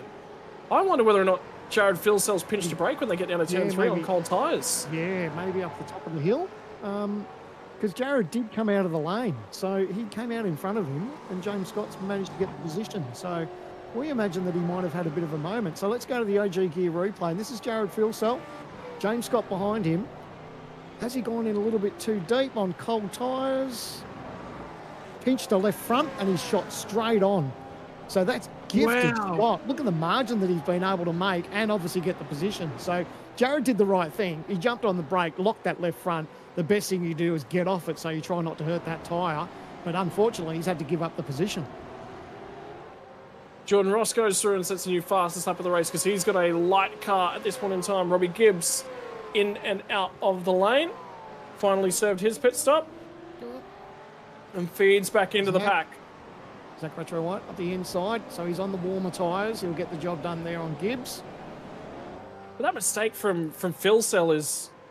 He doesn't make those kinds of mistakes. That's a big one from him to see him make that sort of mistake. So cold tyres has affected Jared Philsell here tonight.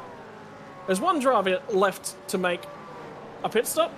She's leading the race at this point in time. Emily Jones. The first of the winning in. She only had to take one race throughout the qualifying series to qualify her way in for 2025's Pro Invitational Series. She's also going to book a lap lead as well. That worked out great for Emily, obviously getting that win and in, because she had commitments where she had to, she dives into pit lane now, but for round number 2, she was probably going to miss round 2 because she had to be in Sydney. So that win and you're in for the qualifying series really worked in her favour. It's good to see Emily in the field. So she's now dialed off. She's into pit lane, and now we look up front. So we're going on the replay coming for you, and it's Zach Rattray White. Robbie Gibbs rejoins the pit from the pit lane exit. Comes across for a little bit of that draft. And Robbie Gibbs is just letting him know, no worries, mate. Down the inside you go. I'm just about being attached here. Well, you know what's brilliant about that is he knows he's on cold tyres. He's just come out of the lane. So he's thinking up to that corner, he goes, I don't want to be last of the late breakers and possibly have a moment exactly what we saw from Jared Filsell. So that was actually huge heads-up drive, and he knew that he was on cold tyres, just tapped the brake and gave up that position. Now we're keeping an eye on Dylan Rudd, who's shadowing Matt Bowler at the moment on the run up to turn 3. Differences in tyres for these drivers. Dylan Rudd put at the end of lap 18, Bowler at the end of lap 22. And Brenton Hobson watches behind, the experienced head. A little bit of a think about what he's going to do with the race car when he gets down here, how he'll pull the car up, what the overall race strategy is for Hobson. Now, one thing I've noticed in this, Madison down P10 at the moment. So started in 16th. He decided to have that early pit stop. So obviously there's a little bit of gamesmanship there as far as what his tyre life is. But he's actually found himself just inside the top, or just outside the top 10 in P10. So that's actually a good bounce back from Madison, and he'll just be hoping that these tyres, he can sort of stretch them out and get him to this next pit stop, and that hopefully will work in his favour as a decent result as we come to night's end. Remember all the biff and barge that was going on for the race lead between Cody Death and Jared Filsell? Stewards deemed it no further action, didn't contribute enough to warrant a penalty, which is good. You want to see those leaders, and they were just leaning on each other. Nothing untoward in it. Hard racing between the pair of them. But the critical factor on this run will be for Cody Death and Dylan Burst. What do they do at the moment? By the way, they're getting a little bit of assistance from Jared Filsell's teammate, because Luke Rosella is punching the hole in the air for those boys. And keep our eyes on this battle pack down for 22nd as well. So tyre strategy, fuel strategy, all of it starts to shake out. We won't know for certain where this field looks like until after this final pit stop. Down to the inside. Jacob O'Reilly is going to pick up 22nd spot. Sean McNamara doesn't make it too difficult for him. I think they're going to touch the break through. OG Gear replay. And this is going to be, I think Robert Gibbs is going to make that dive on Zach Rattray White. And it's exactly what he's done. So his tyres were that little bit fresher. We saw that replay where he tapped the brakes and let Zach past. Well, now he's got him back, and now he's just pushing on. So good little bit of heads-up driving there. But I think one of the key factors in all of that was the fact that Robbie let him go initially, and then he just went, okay, well, it's time to repay the favour. Give and take, isn't it, race car drivers? Right. It's smart driving. And if the teams, didn't have anything to do with that, it's just good racing minds by those two. They've got nothing to gain for racing or doing anything silly like that. So I reckon that's great, and we should see more of it. That was brilliant. It's gamesmanship. There's a time to race, and that wasn't it. It was basically what both of those two drivers said. So it's called Big Picture Racing. Gilliam's making some gains at the moment. Remember, started out at 8th spot for him. He's trying to chase down that battle pack with Zach Rattray White's at the tail end of. We'll see if he'll be able to make gains or not. Here's the next group. Andrew Gilliam, Madison down, Josh Anderson, Dylan O'Shea. Went long on that first run, so O'Shea should have a fair bit of pace at the moment. He actually took 0.6 of a second out of Andrew Gilliam on the most recent lap, so you'll probably see him start to close on the next few cars ahead of him. It's nice we're getting this little bit of moment just to catch our breath. It was quite the race in the opening laps, wasn't it, Scotty? Like, as far as the action and everyone just having that red hot go, everyone's now got themselves into a rhythm, and they can see how this race is playing out. And now it's all about looking after the car, looking after the tyres, and making that checkered flag and see who can get there the quickest. Obviously, they'll be starting to think about a little bit more pit strategy, but of course, maybe holding out for a possible safety car. We haven't seen it as yet. There's going to be somebody who will goal hang as well for that. For sure. Look at Tyres cool off under a safety car. Chill back out. Lachlan Capel's going to pick himself up a 10-second penalty for the contact with Jack Witter. So that was, remember that contact we saw on the run into turn 4. That graph I was touching on, that Madison down pit on lap 13. So obviously his tyres aren't going to be feeling the absolute greatest. But at the end of the day, he's rolled the dice, got a little bit of strategy on his side, and he's holding strong for the moment. But how's this battle up front? James Scott, Jared Filsell. We saw that Jared Filsell just had that moment, locked up that left front, and gifted the lead to James Scott. But maybe Jared's not too worried. He's probably quite content to sit there for a little bit and maybe save that little bit of fuel that we were talking about earlier.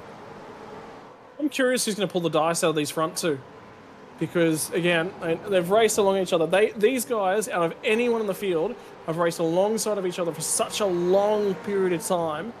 They will know exactly what the other one is thinking, exactly how they're thinking about their race, and where they're trying to set it up. Have a look at the margin that they've got over Luke Rosella in third. 7.7 seconds, 7.5 as it adjusts now. So they've got themselves quite the healthy margin where they can just pretty much control their own race. They don't need to race and squabble and do anything silly at the moment. It's going to be an interesting one to keep an eye on, because the margin between Cody Deeth and James Scott and the margin on fuel is about 7 seconds. So... yeah, so effective. So what we've got to consider, and this is the difficulty in understanding exactly what's going on in a race. So have a look at these two drivers in their pit stops, and I guarantee you, if you had your iPad in front of you, you'd be circling those times on the right. Pit box time for James Scott, 15.5. Cody Deeth, 22.4. What does that mean for these guys? Well, it does mean that the margin is 6.9 seconds in difference between their pit stop times. What's the margin on track? 8.7 seconds. The reason for that is that Cody Deeth actually just let Dylan Burst go. So it was a little bit closer, and then they went and ruined the numbers for us. But that's exactly right. And that's what these teams and drivers all think about, whether they capitalise on having that shorter pit stop or whatever the case may be, whether they go longer. That's what we talk about when we say the teams will be crunching the numbers, just to see what sort of gains or advantages or disadvantages that it can have throughout this race. So yeah, it's going to get very, very interesting after these second round of stops, no doubt about that. Also important to note is that Wayne Burke did get back out on the racetrack. So as damaged as that car was, he is still circulating out there at the moment. He has continued on, so he's looking to bank points. So out of 45 cars, 45 are still circulating. And that's a credit to him. Obviously, it's early in the season. It's round number 2, so... yes, his night's gone pear-shaped, but what's important is he needs to finish. It's crucial for his points championship that he needs to grab as many points as he can and just make the most of a bad situation. So good to see that he just hasn't thrown in the towel and that he's pushed on for points.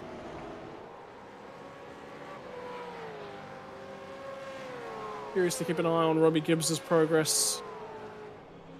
I tell you what, he underfilled that car a fair way, so that's why he went straight back past Zach Rattray White, because he's got 5 seconds less of fuel on board. And Rattray White's going to send it down the inside of Jordan Ross. Ross, again, another one of those light cars at the moment. Not a lot of fuel on board for him, so he'll be one of the first drivers out of this queue to dive in. But the big thing in Gen 3 that we're seeing is that you're not taking these big gulps of fuel at the first pit stop like you saw in previous generations with a race car. They're so reliant on that weight in how the car sits on the road that actually having a lighter race car is far more important. Yeah, absolutely. And it changes the way these teams and drivers go about their setups too. Obviously, there'll be teams out there that will try to get, that optimal fast setup with no fuel and all the rest of it. But realistically, you want something that's going to be heavy with a full fuel load. If you can get a decent car setup with that going on with everything behind you, then that can really convert into speed over these long runs. Penalty 5 seconds has been assigned to Tyson. Gee whiz, you do need a notepad to keep track of all these tonight. Contact with Brian Book, lap 13, so that's about 18 laps ago at this point in time. GQ replay, we ride on board and pop. There he goes. Just that nose to tail. He's he managed to straighten up. He did lose a position out of that. And he could possibly lose another one here. No, holds that position, but just that nose-to-tail contact, that's, unfortunately the stewards have seen that, and they didn't like that too much and offered a 5-second penalty for his efforts. Now Dylan O'Shea's starting to make some ground. Ranging up on the back of Damon Woods, although Damon Woods actually passed him on this lap, so Woods has got a little bit of a turn of speed at the moment in this pack.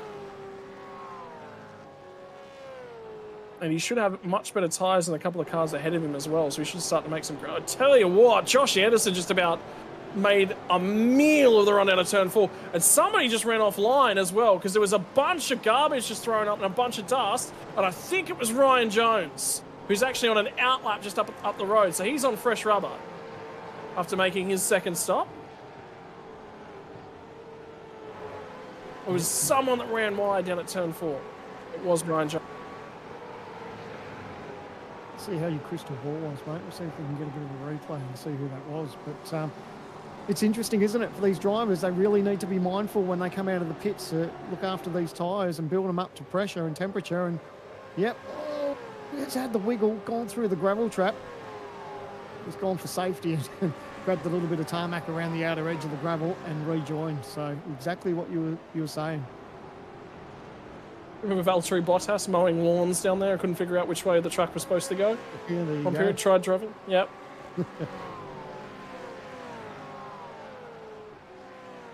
And another update for the 18 machine of Lachlan Capel. Drive-through penalty for contact with car number 53 all the way back on lap 2. So there was something further that was brought to race control's attention later on about everything that happened on lap 2. Because they were working through some other stuff and then went back to lap 2. And he'd already got himself a 10-second earlier as well with Jack Lewis. So, yeah, geez. I think everyone in race control and all the stewards, they've been looking for a bit of a pay rise after tonight, I reckon. They are being worked. I think just the record keeper over there has got a job on his hands tonight. Absolutely. So we're now beyond the halfway mark. And we're looking about 228 k's for race distance. So beyond that, ranging up on 100 k's to go for the drivers here tonight. In fact, we'd already be underneath the 100 k's to go because we are indeed under 25 laps to go. It's about 23, 24 laps to the 100k. On the run to home, who's saving fuel? Jordan Ross is going to be the first of the lead group to dive into pit lane. Luke Rosella is probably not going to be too far behind him because he also had a short stop. It's a brilliant graph. That really gives you that true indication of who's rolled the dice, pitted early, and what sort of gains and advantages they've had. So, we touched on, Madison down on lap 13, Andrew Gilliam on lap 16. So, and then you can see everyone else is sort of there. Something just happened to Rosella. Something just happened to Rosella as he went down towards turn 3. He's in the grass at the moment. He's off track. Something's going on. He's got damage. He's got damage. I don't know if this car will limp back or we're going to see. No, he's out of fuel. He's out of fuel. Fuel. That's what this is. Yeah, the car's shut off. Oh, this is going to be a safety car. It will be a safety car. Yep. You listen on board. And that thing is dead. I thought he might have had contact with the wall, but he's obviously just got right out of the way. Now, these teams will be just waiting to hear that safety car. Do these drive-offs dial off? Yep. The leaders have punched it. They've gone straight into pit lane now because they don't want to get caught if there's a safety car called. So good heads-up driving by these two. Straight into the lane for Phil and Scott.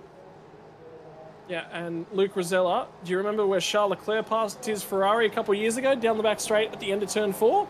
Where he's having a lot of issues because Formula 1 cars don't have a handbrake? About the same spot for the driver of the 55. That's it. That's turn 4 up in the top left-hand corner. So he might actually be okay. Safety car at all. He's out of the way. Oh, so our leaders have dived into the lane thinking they might get a safety car, but he is definitely out of harm's way. Well, two leaders dived in. Dylan Burst and Cody Deeth. And I think he was just clear to toes. So there will be no safety car. No. And this is indeed the run down the hill. brilliant heads-up drive, and he did his absolute best just to get out of the way. And you can see he just parks it straight out of harm's way. So there's no need for the race officials to call a safety car. So great heads-up driving. Didn't help his teammate, though. Jared Filsell dived in the pit lane. Well, now we're into the meat and potatoes of it because the strategy's starting to play its way out. Dylan Burst and Cody Deeth have both gone long on the strategy here. So is Gibbs. So is Zach Rattray White. What do the rest of them do? Have a look at the chunk of cars that come to pit lane, though, with that call. Yeah, look, at the end of the day, everyone's still going to be able to make it home from here, but obviously people wanted to roll the dice a little bit and go probably just that little bit further, as we can see.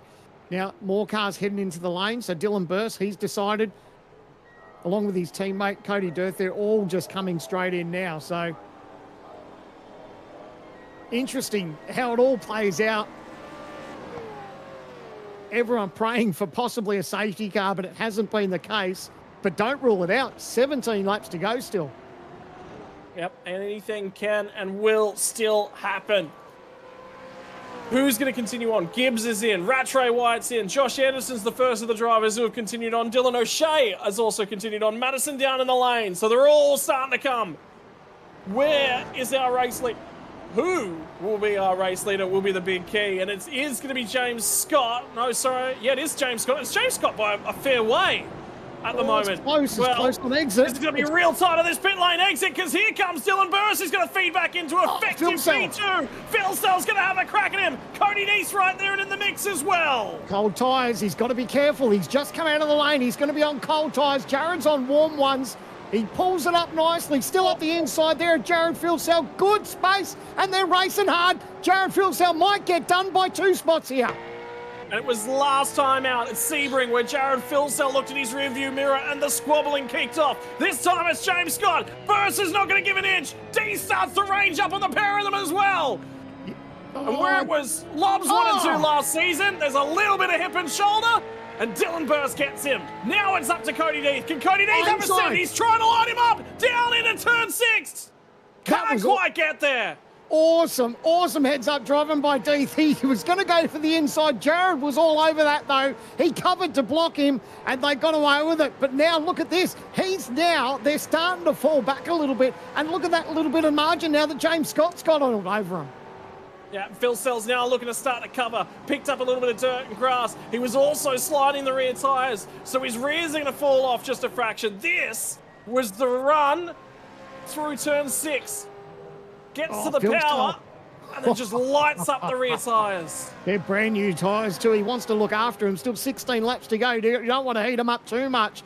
But man, oh man, he finds himself in a little bit of an eclipse sandwich here. He's got to be careful because up front, James Scott is just starting to open up that little bit of margin. And Scott has a lead at the moment of right about 1.2 seconds over these guys. Effective race lead because the strategy's still going to play its way out. Oh, Filsell under attack. Dylan Burst, sorry, Cody Deeth is going to squeeze him all the way to the edge of the runoff area. Now he's going to go side by side and have a look at the legs on this thing. Because Deeth is having a go. Now they're going to bang panels once again. They are leaning on each other. The run down to turn 4. Oh, touch in the braking zone. Deeth's in trouble. Does manage to pull the car up. Parks it on the apex. Gets the job done. That's for third. Effective third position. And Filsell had it all his own way in race 1. Nah, the field fires back in race 2. Have a look at this replay, the OG Gear replay. Look at Cody Deeth. Just fires right up the inside there. No, there was just a tiniest little bit of touch, but nothing. That's play on. And then these guys start side drafting. A little bit of door handle to door handle. Bumper to bumper. They're having a crack here. And you can see they just lock horns a little bit here. A little bit of a wiggle where the wheels touch, but they push on. That was really good hard driving there. And Cody was up to holding the line and just didn't leave the door open for Filsell. I just thought he was going to go in the fence. By the way, Dylan Burse has had a supreme lap whilst those two fought. The margin is under a second again. So there is every opportunity that they're able to claw their way back up to James Scott. Is Scott saving a little bit of tire? Is he trying to look after the rears? Is he trying to give himself something should there be a safety car to play out? There is one driver left to make their final pit stop. Josh Anderson's the last surviving remnant of drivers to make their final stop. Have a look at the way that the field's played itself out. This is going to be a blockbuster. The Red Bull Ring, she just delivers this place. Yeah, it's been like that from practice to qualifying and now to racing. And it's still happening here, Maloney. He's going to get up the inside. Oh, my goodness, they're going to go 3 wide. No way. They managed to get away with it. That was heart and mouth stuff. Is this? I don't think Tyson Broad's actually made his final stop. So he's actually out of sequence in this as the Orbit Drop Bear car. So he's still yet to make a stop. So him fighting in and amongst this is not really playing into the hands. Myers will get the job done. Jordan Ross is going to send it because he has to. That's not a send because he wants to. That's a send because he knows if he gets held up here, he will lose the pack ahead. So he sort of had to go for that one. Anderson waves the white flag. He will dive into the pit lane. And there is one driver to make their stop. For Tyson Broad, you feel it's coming soon. But for this pack, and it is closing, there's nothing in this as we go towards the flag. Wow, how good is this? This is going to shape up to be an absolute cracker towards the finish. We saw last week just how that James Scott went about his racing, and unfortunately just sort of started to fall off a little bit as those laps wore on. So he'd be hoping for quite the opposite tonight. He finds himself in a decent position, but there's not much margin back to Dylan Burse, who's right there, Cody Death, his teammate, and then Jared Philsell. 2 seconds, cover the top 4. And I did get past a little bit of information. I wasn't sure how much I could actually talk about it outside, but then it got aired as well.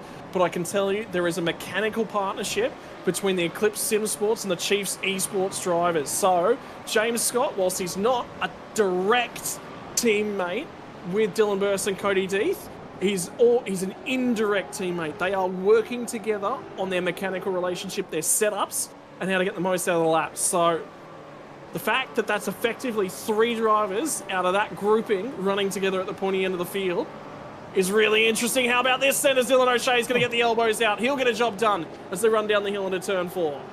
Stuck it right up the inside there. Madison Down just, he didn't have much say in it. He really had to just give the space. It was just smart heads-up racing, and they can just push on to fight another day. But nice little dive up the inside there for O'Shea.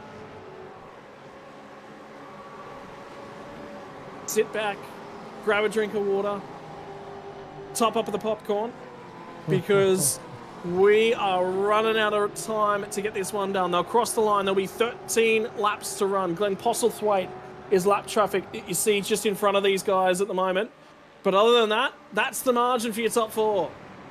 Is there anything more? When we heard we were going to Gen 3 chassis at Christmas time, this is the sort of racing I wanted to open on Christmas Day.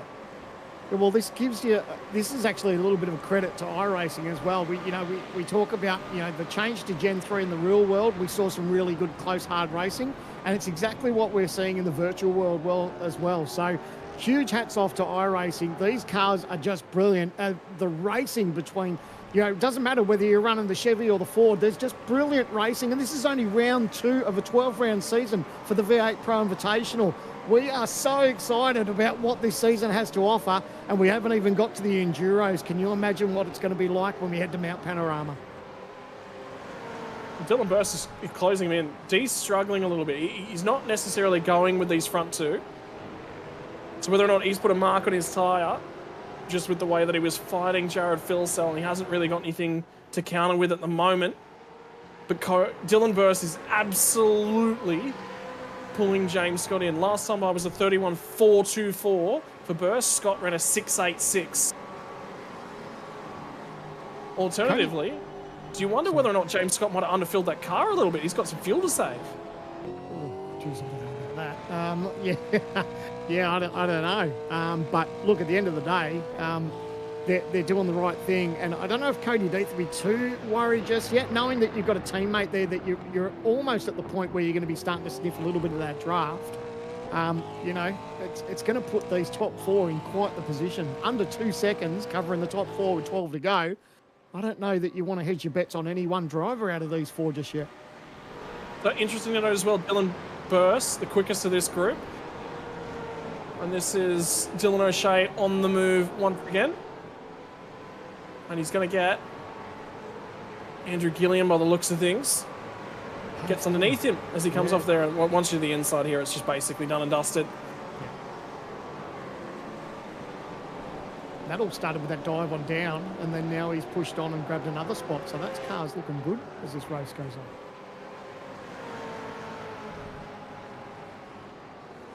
Just looking at Josh Anderson, remember, he was the last of those drivers to pit. He has got really, really fresh tyres on that car. He took 0.7 of a second out of the race lead, 0.6 out of the next two cars on the road ahead of him. Damon Woods has got his way back up to P6 at the moment after all of those issues. But they're going to have to try and defend from Anderson in the dying laps. And Griffin Gardner from the rear of the field finds his way to 22nd. Given that he wasn't in the race server until after qualifying, that's not too bad. And you're just going back on that conversation you were having about Josh Anderson. This is coming off a 4th place finish that he had in the opening round at Sebring too. So for him to start off 2025, what is he? So P4 for round 1 and currently P8 for round 2. I think he'd be pretty happy with his start to the season so far, and it's still not over yet. Yep. He'll get the opportunity. We're going to keep having a crack, and again, Dylan Burst just closes up just a little bit, but he wasn't able to make any sort of inroads on that lap. I can tell you, Anderson is on the send on Robbie Gibbs at the moment at turn 3. So Ando picks off another one. That's it. It's already late. By the time we join the action over there, Josh Anderson's gone up to 7th. Beautiful. And, it's not too far. He'll start to push on now and get another spot here. So, this is good pace from Anderson and using that fresh tyre. Oh, he's locked it up. Is he missed? No, he made it. Sorry. I'll give Ando and myself a bit of a scare. We check out the OG Gear replay. And this is going to be maybe a move up the inside of the 31, and that's exactly what's happening. Straight up under brakes. Job done. But you should feel like Superman when you got those fresh tyres on, don't you? Yep. I'm just thinking and watching. Dylan O'Shea is going to be another one of those drivers who will be closing in. Robbie Gibbs will be doing all he can just to stick with that group, just take the drive to do what he can with it. Burst is closer again. Much closer again. Well, he's in a great spot. All he needs to do is just pressure James Scott. He's still got plenty of time up his sleeve. We've still got, what have we crossed the line now? 11 laps to go.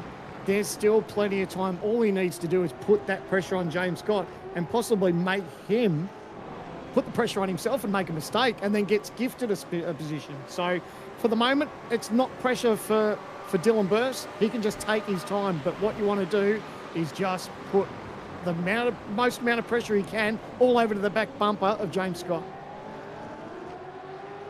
Yeah, sit there. And the other thing to consider is, when do you go for this? And the biggest thing they needed to do was open a little bit of a defensive margin, the cars up behind. Well, that started to open up. Cody Deeth is now out of the draft. There's a car wide at turn 1. That might be Robbie Gibbs. No, it's Ethan Greengold. He's had a moment there at turn 1.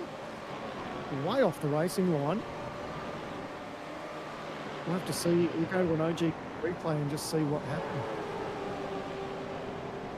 But Jacob O'Reilly in the Vermilion. Oh, has he gone in break? Oh, he's tackled the back of him. Geez, they've managed to both get away with it, but man, that was a decent old hit. Ooh, that's braking marker. And once you lock those brakes, there's not much you can really do. Yeah. It's getting racy now. Oh no! Oh, contact hard one. That's Hayden Veld. Nosed it into the barrier. He's still got the engine running on that thing. We're going to check out an OG Gear replay. How did all this unfold? So these guys just battering it out. Oh, he's got alongside. Oh, it hasn't quite cleared. Oh, there's been nose-to-tail contact. Still going on with it. Oh, man, it's got messy down that straightaway. And hard contact into the barrier. My word. It was just silly, wasn't it? But you see, that's pretty typical, actually, coming off a turn 3 here. Because everyone's trying to get traction, and the road's not straight. Phil Sell's got the position for P3 now, so he's got the job done on Cody Deeth. Here we go, replay, a little bit of nose to tail. out of turn number 1. He's just going to draft him. He's got that little bit of a run. Puts him to the grass, but Phil Sell's got enough alongside of him. And he'll get the job done in the braking zone. And that was just that drag race out of turn 1. You can see he was just bump, bump, bump right there and in the rear the whole way off. Would you call the bump and run? Probably not.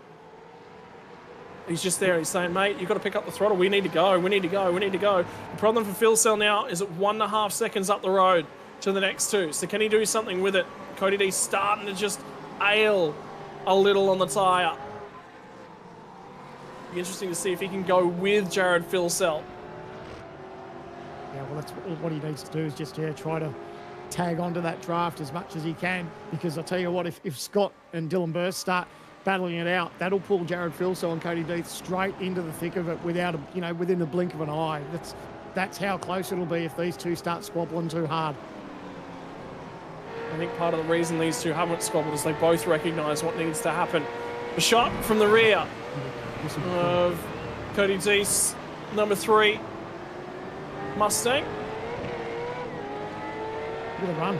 He just gets his nose just alongside, almost gets pushed to the grass, and it's just a drag race. And Philsell's got the line up into the inside to that right-hander. He's got car position and gets the job done. Good little battle. Yep, job done. Gets his way on through.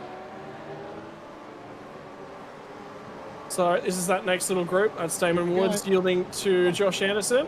He'll get a little bit of a hurry up in the mid-corner as well. Ando, that was smart of Ando. He just had to cover that inside line. So just checked up mid-corner and then got the position. So P6 now for Ando. So well done, Josh. Good job. Andrew Gilliam and Dylan O'Shea have just lost a bunch of spots. I think we might find out in just a few moments exactly why that's happened. But, yeah, they were both a lot higher when they started the lap.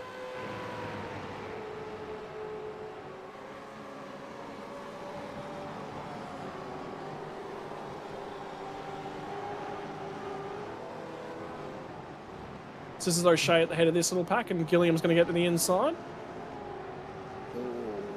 Touch, no. Pretty clean there so far.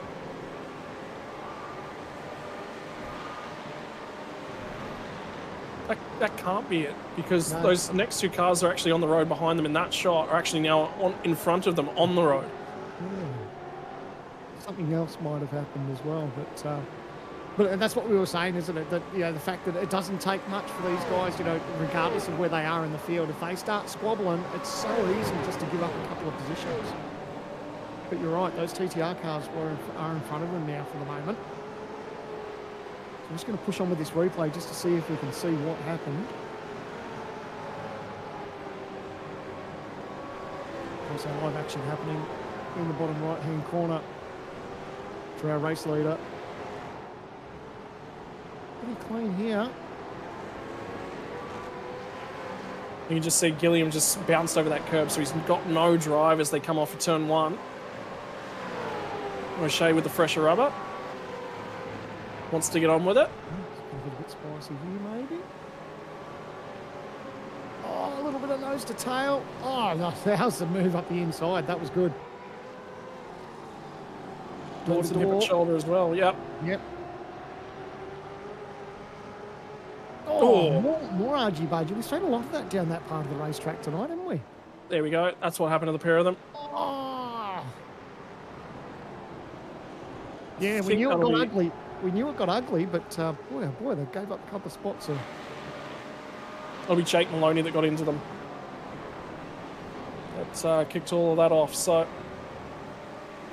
now we sort of watch for, is Phil Sell able to make a little bit of ground? And I can tell you, last time by 31.875, he was the fastest of the lead group was Jared Phil Sell. That's a better angle. And that will be Maloney. Gets into the two of them. Yeah, chain reaction there, unfortunately. But they battle up front. James Scott, Dylan Burst. That margin still, like you said, 1.5 back to Jared Philsell. 2-horse race for the moment, unless they start squabbling, and you imagine that's going to happen pretty soon. Obviously, Dylan Burst's car looks really good at the moment, as James Scott got enough to hold him off for 6 more laps.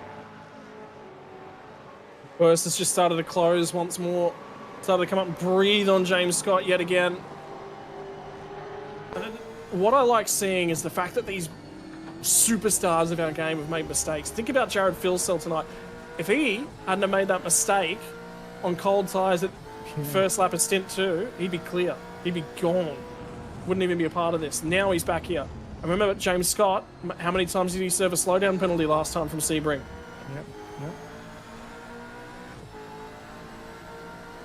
They are not easy to drive. Debut with Scott for this team too, with Chiefs joining the series. And it's a great little battle that these guys have got, the Chiefs versus Eclipse Sim Sports. These guys are really having a red hot go. There's not much in it. And Jared will just be praying that these guys start battling hard, because that'll pull him straight into the fold. Made up a little bit more time, but he's really nickel and diming them at the moment. He's not making major inroads. He's taking little bits. But the big key is if Filsell can find, he needs about another 1/10 of a second. All of a sudden he'll pick up that draft. He'll be right there.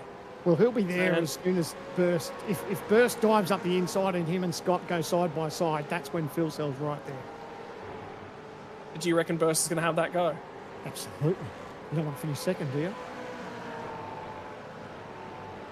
You think it's too early? He's not going to do it yet. He's not going to do it with 5 to go. 2 or 3 to go, maybe.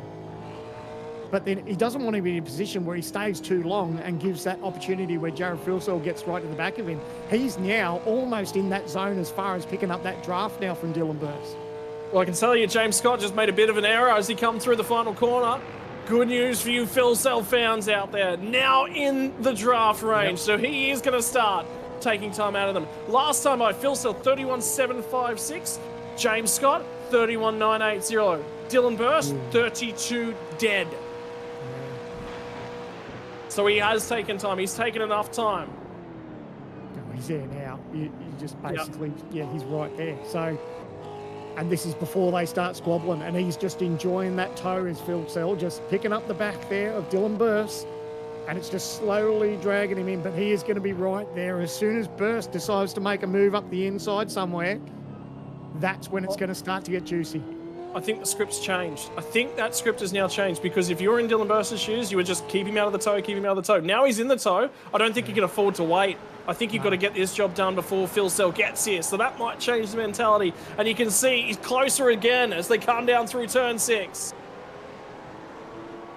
Yeah, you're not going to give up a gifted opportunity if Scott makes a little mistake. Obviously, you're going to get the job done as soon as you can. But it's also a point where if you get the job done too early, that gives James Scott a chance to fire back at him as well. But I think he's got decent car pace in Dylan Burst. I think that he can probably get the job done and be able to hold off that margin to James Scott, providing that they both don't make mistakes. I just wanted to have a quick look as well. I'll give you the update on who's sitting with who in Discord. Guess who? We said it was a mechanical partnership. It's more than a mechanical partnership. Damon Woods, Dylan Burst, Dylan Rudd, Griffin Gardner, James Scott, Kobe Williams, Cody D. So all 4 of the Eclipse drivers, all 3 of the Chiefs esports drivers, all in a Discord call. But guess what? James Scott and Dylan Burst muted to that call. Neither of them can hear what the other is saying. Neither of them talking to the team. You see Filsell's getting racy now. He was flashing the lights, just letting them know. Here's Anderson. Him and Woods still have a little bit of nose to tail there. So Damon Woods tried to get that mid-quarter entry. Couldn't quite get the job done. A little bit of nose to tail. That's just friendly fire. But how close is it now? Just over half a second covering this top 3 with 3 laps to go. Here it comes. He has to get the job done now, because I think if Dylan Burst waits too long, he might get snaffled by Filsell. At this point in time, it'll be 10 kilometers left to go. We're running out of time. We're running out of racetrack. We're running out of fuel as well, and the tyres are starting to burn. Ryan Jones is the lap car. He'll jump right out of the way. 3-way stoush for the race win. Lock it in. 2 laps left to run. Filsell's going to get there, but if he's going to win this race, he's got to have a crack on this lap, you would think. Oh, this is awesome. And if anything happens, Cody Deeds will be right in this one. The margin now is to cover your top three under half a second. 2 laps left to run out of turn 1. They'll get on the pedal. They'll climb here in a moment all the way up to turn 3 in the highest point of the racetrack. And they'll get on the brakes, and here comes Dylan Burst. He won't wait. Gets to the inside. Late on the brakes. Pinches them. Runs wide. Philsell gets the switch back, and you get the pair. Burst goes sliding back down past the pair of them. Now Cody needs to be back in the picture. Squeezed all the way to the right-hand side of the racetrack. Teammates last year, not no more. Here they go. The 088 and the 94 Philsell on the inside. There's a little bit of contact, and Philsell's picked up the lead. He was third off at turn 1. When he gets to turn 5, he's race leader.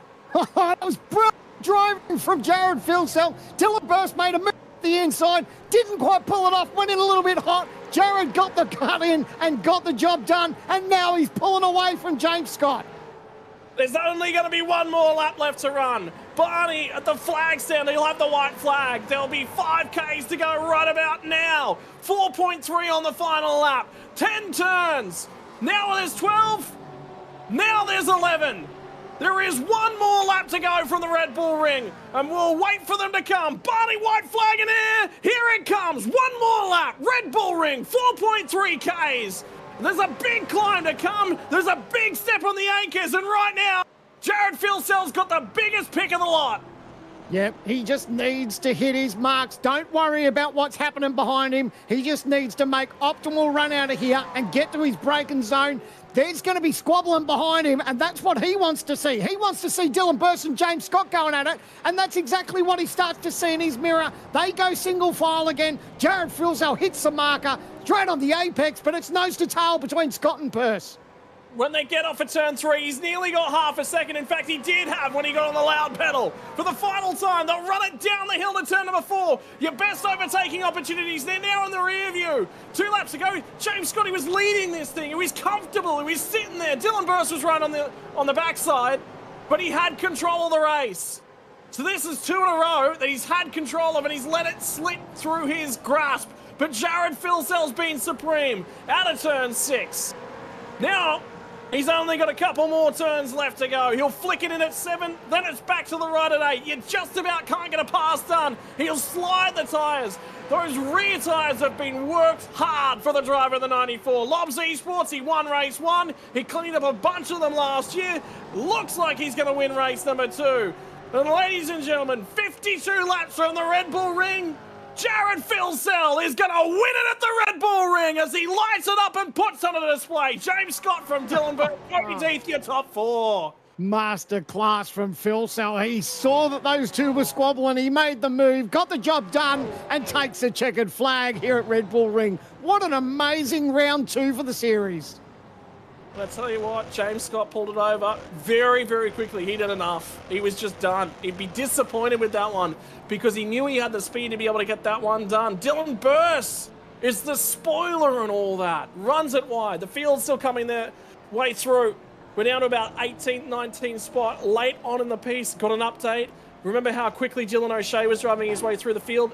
Internet issues dropped from the server. Will not finish, unfortunately for him. Joking. Wow. Oh, what an amazing round 2 from the Red Bull Ring. That was awesome.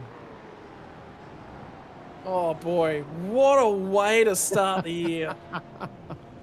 Remember I said if these two start squabbling that Philsell would be there and they need to be careful, and that's exactly, he just capitalised. He just kept pecking and pecking and pecking away at them, and Cody Deeth squabbled. He did all he could to fight him off, but I just can't believe, how did Jared pick that off from there? Because you thought when he slid those tyres, this is it, the run up to turn 3. Because Deeth, he's got the run here, and he knows he's going to make the move up the inside. Unfortunately, he just goes in that little bit deep, and when they start squabbling, Scott and Deeth, they're just here side by side. Philsell's going out wide, gets the move up the inside, so Deeth runs wide, and then Philsell just turns it in and gets the job done. It's a drag race. It's the traction out the other side. And have a look at where James Scott got off at turn 3. He was in the marbles. Yeah, and it was smart heads-up driving because Philsell went out wide, cut in, and had the perfect line. It was just got the power down. had the traction, got the job done, checkered flag. A little bit of a touch down there at turn 4 is probably what prevented James Scott. But at the back end of the race, you know, there's marbles. You can't be on the outside at the back end. You've got to be on that apex. So, my word. Gen 3. Race car fans, if you're sitting out there and you're in the chat and you haven't driven one of these things, get on iRacing and have a crack because they are so much fun to drive. Oh, my word. When the best in the business go toe-to-toe, for 52 laps at the Red Bull Ring, we are treated to a blockbuster. The hills came alive with the sound of awesome racing all night long. Jared Filsell gets it done for the Lobs Esports crew over the Chiefs Esports Club. Dylan Burst home in third, and the first podium for Eclipse Sim Sports. Cody Deeth also there. So top 4, 2 cars inside the top 4. They'll be happy with that one from a team's perspective. Zach Rattray White gets his first top 5. Finally manages to check that box after being bumped and worked all over at Sebring. You thought he nearly might have been on the podium back there. Has a great night at the office. Josh Anderson had pace late on in the race. Him and Damon Woods had a phenomenal battle by the look of that. Have a look at the margin between them. Less than 500ths of a second to cross the start-finish line to finish things off. Robbie Gibbs, another consistent result. And again, ERT said they weren't happy with the pace in the car tonight. He's currently the best ERT performing driver, which you haven't been able to say about him for a very, very long time. You'd be very happy with the way that thing's driving at the moment. Jake Maloney also inside the top 10, and Andrew Gilliam, last driver in the 10. Madison Down, well, when you didn't have a race car, didn't actually do too bad. Went for the undercut strategy, worked for him here tonight. Sometimes you've got to try something a little bit different. Brady Myers, Jordan Ross, great result for the Synergy Sim Racing driver. Dylan Rudd, defending champion, home in 14th. These cars just not gelling with Dylan Rudd. Matty Bowler, Brenton Hobson, Adam Briggs, Ethan Greig-Galt. A lot of penalties to serve for the driver of the 7, unfortunately, tonight. Jacob O'Reilly also will have a penalty added to his post-race time for that contact with Greig-Galt the final run. Griffin Gardner, rear of the field to 20th. He will be the hard charger. There is no way anyone is beating him for the hard charger tonight. So congratulations to Griff. Outside of year 20, Emily Jones will be the first driver home in 21st. Sebastian Varndell, Sean McNamara, team boss for 9-5, home in 23rd. Ben Faulkner, Teo Serrano, Andre Youssef, Rick Kuznetsov. Remember, 2 15-second penalties for the driver of the Triple 8 sees him back in 27. 30 seconds. If he had finished 17 seconds off the lead, he would have been 14th. That's how far that's cost him tonight, unfortunately. That's a massive amount of margin. Dylan Pereira, Kurt Stenberg drove through the field from 35th to 29th. Ian Ford from is your final driver inside the 30. Tyson Broad, the first driver home outside of the 30. Brian Broad, Brady Baldwin, Bo Albert. Reasonable night at the office given he was on a borrowed sim rig. Chris Ireland, Lachlan Capel, penalties for him. He won't be happy with the way his night's gone. Damon Mulqueen, Kobe Williams rotated centre to the rear of the field. Hayden Veld does manage to finish the race, but not on the lead lap. And Ryan Jones, first car at 1 lap down. Glenn Postlethwaite and Wayne Burke also at 1 lap down. Dylan O'Shea with internet issues, 3 laps down. Jack Wittes and Luke Rosella, your 2 retirements on the night. Righto, that takes us through 45 drivers, 52 laps. And I felt like something just got dropped in the race to start us off. Jared Filsell gets it done at the tail end. Mate, that final run of the flag, this racing, this car, this chassis, and this series, mate, that looked like that was a ton of fun in that final stint. Elbows out and taking it to the Eclipse Sim Sports boys. They're new to the supercar, but they're not afraid to get those elbows out. Yeah, there was a bit of left hand down, right hand down going in a straight line, but that's cool. At least this car can handle a bit of biff, so no, it was cool. Just a lot of mistakes tonight from myself and the team. The drivers, not the spotters, will take blame. But yeah, fun race. Nevertheless, lucky for James there. I just went for the gap where the seas parted there, so yeah, that's part of racing, I guess. Hey, look, I mean, it's obviously going to come up at some point during the season, so let's get it out of the way early. I mean, obviously, things happened, the team split.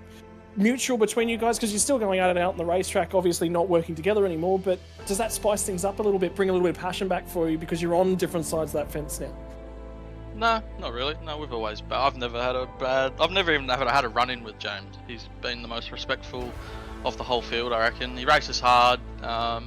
sometimes puts himself in bad positions, but we all do. But no, I have nothing but respect for James and how he goes about it. Well, one of the things that we were talking about in the coverage here tonight is last season you two were been there picking each other's brains, sort of trying to guess each other. Was there a little bit of that? Did you miss sort of racing alongside of him, you know, within the same team garage? Not really, because I don't have to worry about him. Yeah, I could just focus on my own thing and my own race. But nah, yeah, we know each other really well. Obviously, he uses a bit more fuel than I do, so there's always going to be that little game that we play, and he's trying to drop off the box and come out behind me so he can save fuel and make up that deficit that he gives up naturally. So yeah, it's all part of the game. Right, finally, the floor is all yours to give a thank you to everyone that makes it possible for you here tonight. Yeah, obviously Brody for jumping in and spotting tonight, as well as Richie jumping in for Andrew. Unfortunately, he had a tough race there, and then Thomas jumping in and helping Luke tonight as well. Unfortunately for those guys, they ran out of fuel.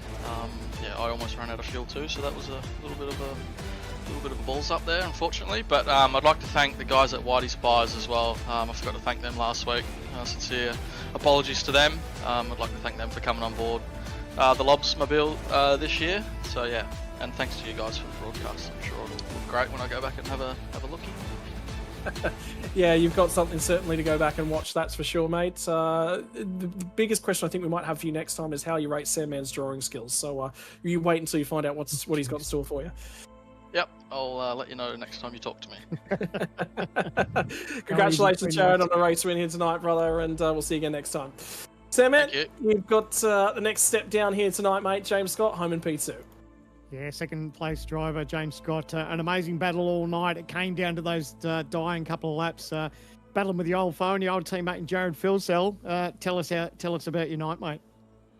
Yeah, no, it was alright. A bit closer to front than last round, so that's always good. But yeah, it just sucks. Yeah, we couldn't get the win, but can't complain too much about P2.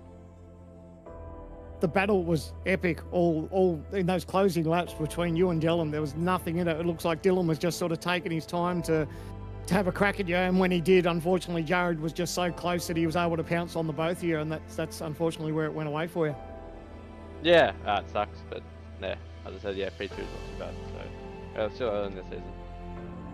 And good to take away, mate, but a brand new team in Chiefs. You know, we spoke about you're up the front last round at Sebring. Unfortunately, the car went away, but the car looked good tonight. It hung in there and looked like it was, you know, you were definitely on the chance for a win tonight. Yeah, no, the car was definitely, well, it couldn't have gone much worse than Sebring. So, yeah, no, it was definitely better tonight. Definitely went in a completely different direction. So, yeah, no, it was all right. Still probably lacking a bit of speed, but yeah, probably more on the driver than the setup. Well, we look forward to the next round, mate. Watkins Glen, April 30. Your thoughts on that? Do you enjoy racing at the Glen? Nope, absolutely hate it. So, yeah, we'll see. You know, we've gone okay then in the past, but yeah, can't stand that track. So, yeah, no, we'll see what we can do. All right, well, before you let you go, mate, is there anyone that you'd like to thank? Yeah, obviously shout out to all the sponsors at the Chiefs with Aussie Broadband, Westfield, and Logitech G. And yeah, thanks to you guys for the broadcast, the series admin, and yeah, well done, Jared, for the win. Good race. Well done, James. We'll see you at the Glen, and fingers crossed we'll have a chat to you in Victory Lane. But until then, mate, all the best for your preparations for round 3. Thanks. Well, there you have it, Scotty. In second place, James Scott, and I believe you caught up with third place, Dylan Burst, and what a battle they had tonight. Dylan, mate, talk to us a little bit about the race. Obviously, different fuel strategy in that middle stint made it at least quite interesting, but you know, you boys are still adapting, still adjusting to the car. Obviously, you've got the raw talent, but it's a swing, isn't it? You know, you can really get the elbows out in these here Gen 3s. Yeah, pretty much, hey. I mean, I'm pretty happy with my driving tonight, apart from that second last lap. So, I mean, like tonight, car's mint. Just gotta try and bring her home one day. Mate, you opted to go, you and teammate behind you as well, Cody, both opted to go with that completely different fuel strategy to the rest of them. Went quite heavy in the middle stint of the race. Was that just a setup decision? The car felt better with a little bit more fuel on board? Because all in all, you're actually able to run very similar pace to the guys up front that were, quite a significant way lighter on the fuel load. We would just run it, so why not? I mean, sort of just guessed the number and put it in there, so it felt like going a bit deep in the pack for some reason and just running it, I guess, yeah. Didn't really think about it that much. In terms of things, next time out we're going to be heading off to Watkins Glen, home of GT3 racing, which that'll be a little bit more into your wheelhouse, brother. Confidence levels heading into what is a tricky turn 2, turn 3 at the Glen. Should be right. I hope we try and get a good qualifying this time, and yeah, just keep the nose clean like tonight. For the most part, should be right, I'd say. So looking forward to it. Right, finally, floor is all yours to give the thank yous to the people that make it possible for yourself and the Eclipse Cindersports group. Yeah, I just shout out you guys for putting it on. The broadcast, the race, the everything. Shout out to the boys at Eclipse. 5-6 sim coaching, Lutsu driver performance. Yeah, I mean all the guys that did the doc and the work behind the scenes as well. So yeah, shout out to all of them. Sorry to James for that second last lap, like both of us. So my bad, outbreak myself. And yeah, pretty much it. Thanks, man. Well, congratulations there, mate, and on the podium, and we'll see you next time of asking. So thank you very much for joining us. Righto, we're going to step straight into some post-race coverage. We've got a replay here from the final lap. So this is James Anderson and Damon Woods. We said there was nothing between these guys at the start. Yeah, just catching up with this replay now. So it's always a drag race, isn't it? Especially around here, your tyres and you're almost worn out yourself, but they're just not giving up. They know it's a run to the checkered flag. So it's going to be a dive here, and let's see if they get away with it. So under the corner here. Anderson holding on. Crossover, did he get on the throttle a little bit? Oh, nothing in it. Just a pure drag race to the finish line. How good. Oh, and manages to hold on. How good was that? That's awesome. Absolutely awesome. You never give up till the checkered flag drops, so that's exactly what we saw from those guys. Right, next time out, we just mentioned it, April 30th. Guess what? It's no longer under AEDT. It'll actually be under AEST. Right, that's it. I believe it's this weekend, actually, the clocks go back. So all of a sudden, I'm back on the same time zone as you, Sam, which would be, we don't have to sit here and do math about who's correct and whose time is better. Round 3 of the Logitech Pro V8 Invitational coming to you from Watkins Glen on Wednesday, the 30th of April. So set your clocks forward 1 hour if you're in one of the daylight saving states this weekend. It will be 7:45 p.m. AEST, and you'll be an hour late to the party if you show up at AEDT. Maybe an hour early. That's the way it goes generally. But yeah, look, I mean, that was phenomenal racing all night long. It just kicked off, and it just kept coming to us all night long, didn't it? The new, we said we were excited for this chassis, but it's really delivered, like more than we expected. It absolutely hasn't let us down. Gen 3 has brought the excitement to V8 racing that we all expected and hoped for.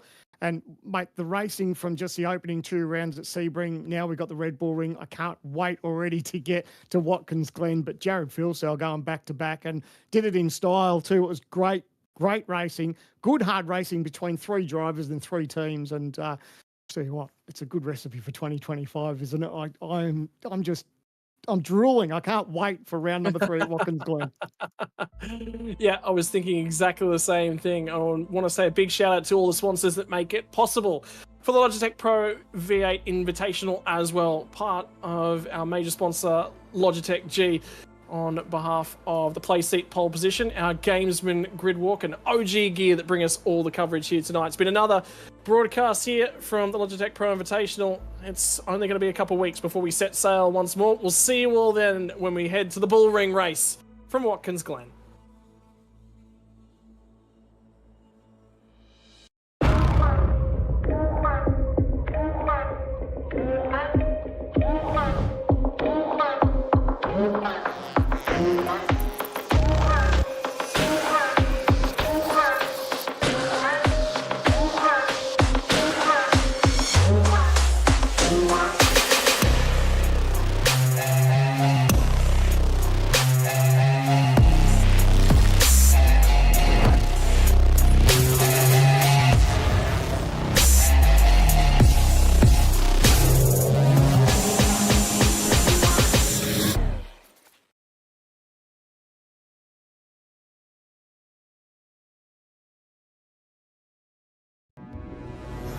We are gaming fanatics.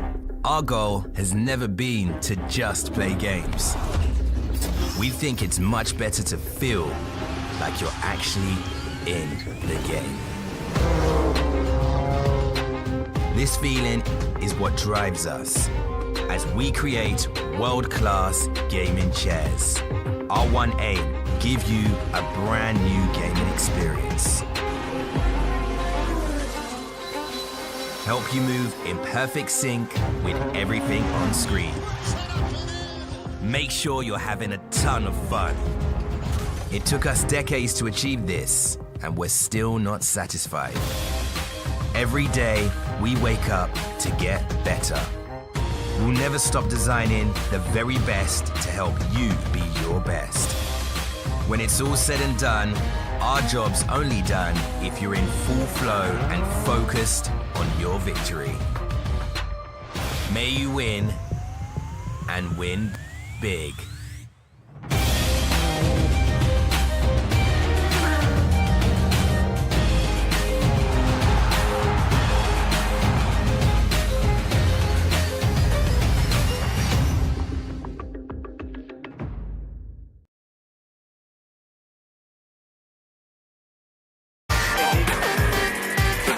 Hi, I'm Brendan Leach, driver of the number 7 Audi R8 for NPC Audi Custom Racing. First impressions of OG gear on the sim, fantastic. It feels really nice in your hands and doesn't gather up under your fingers.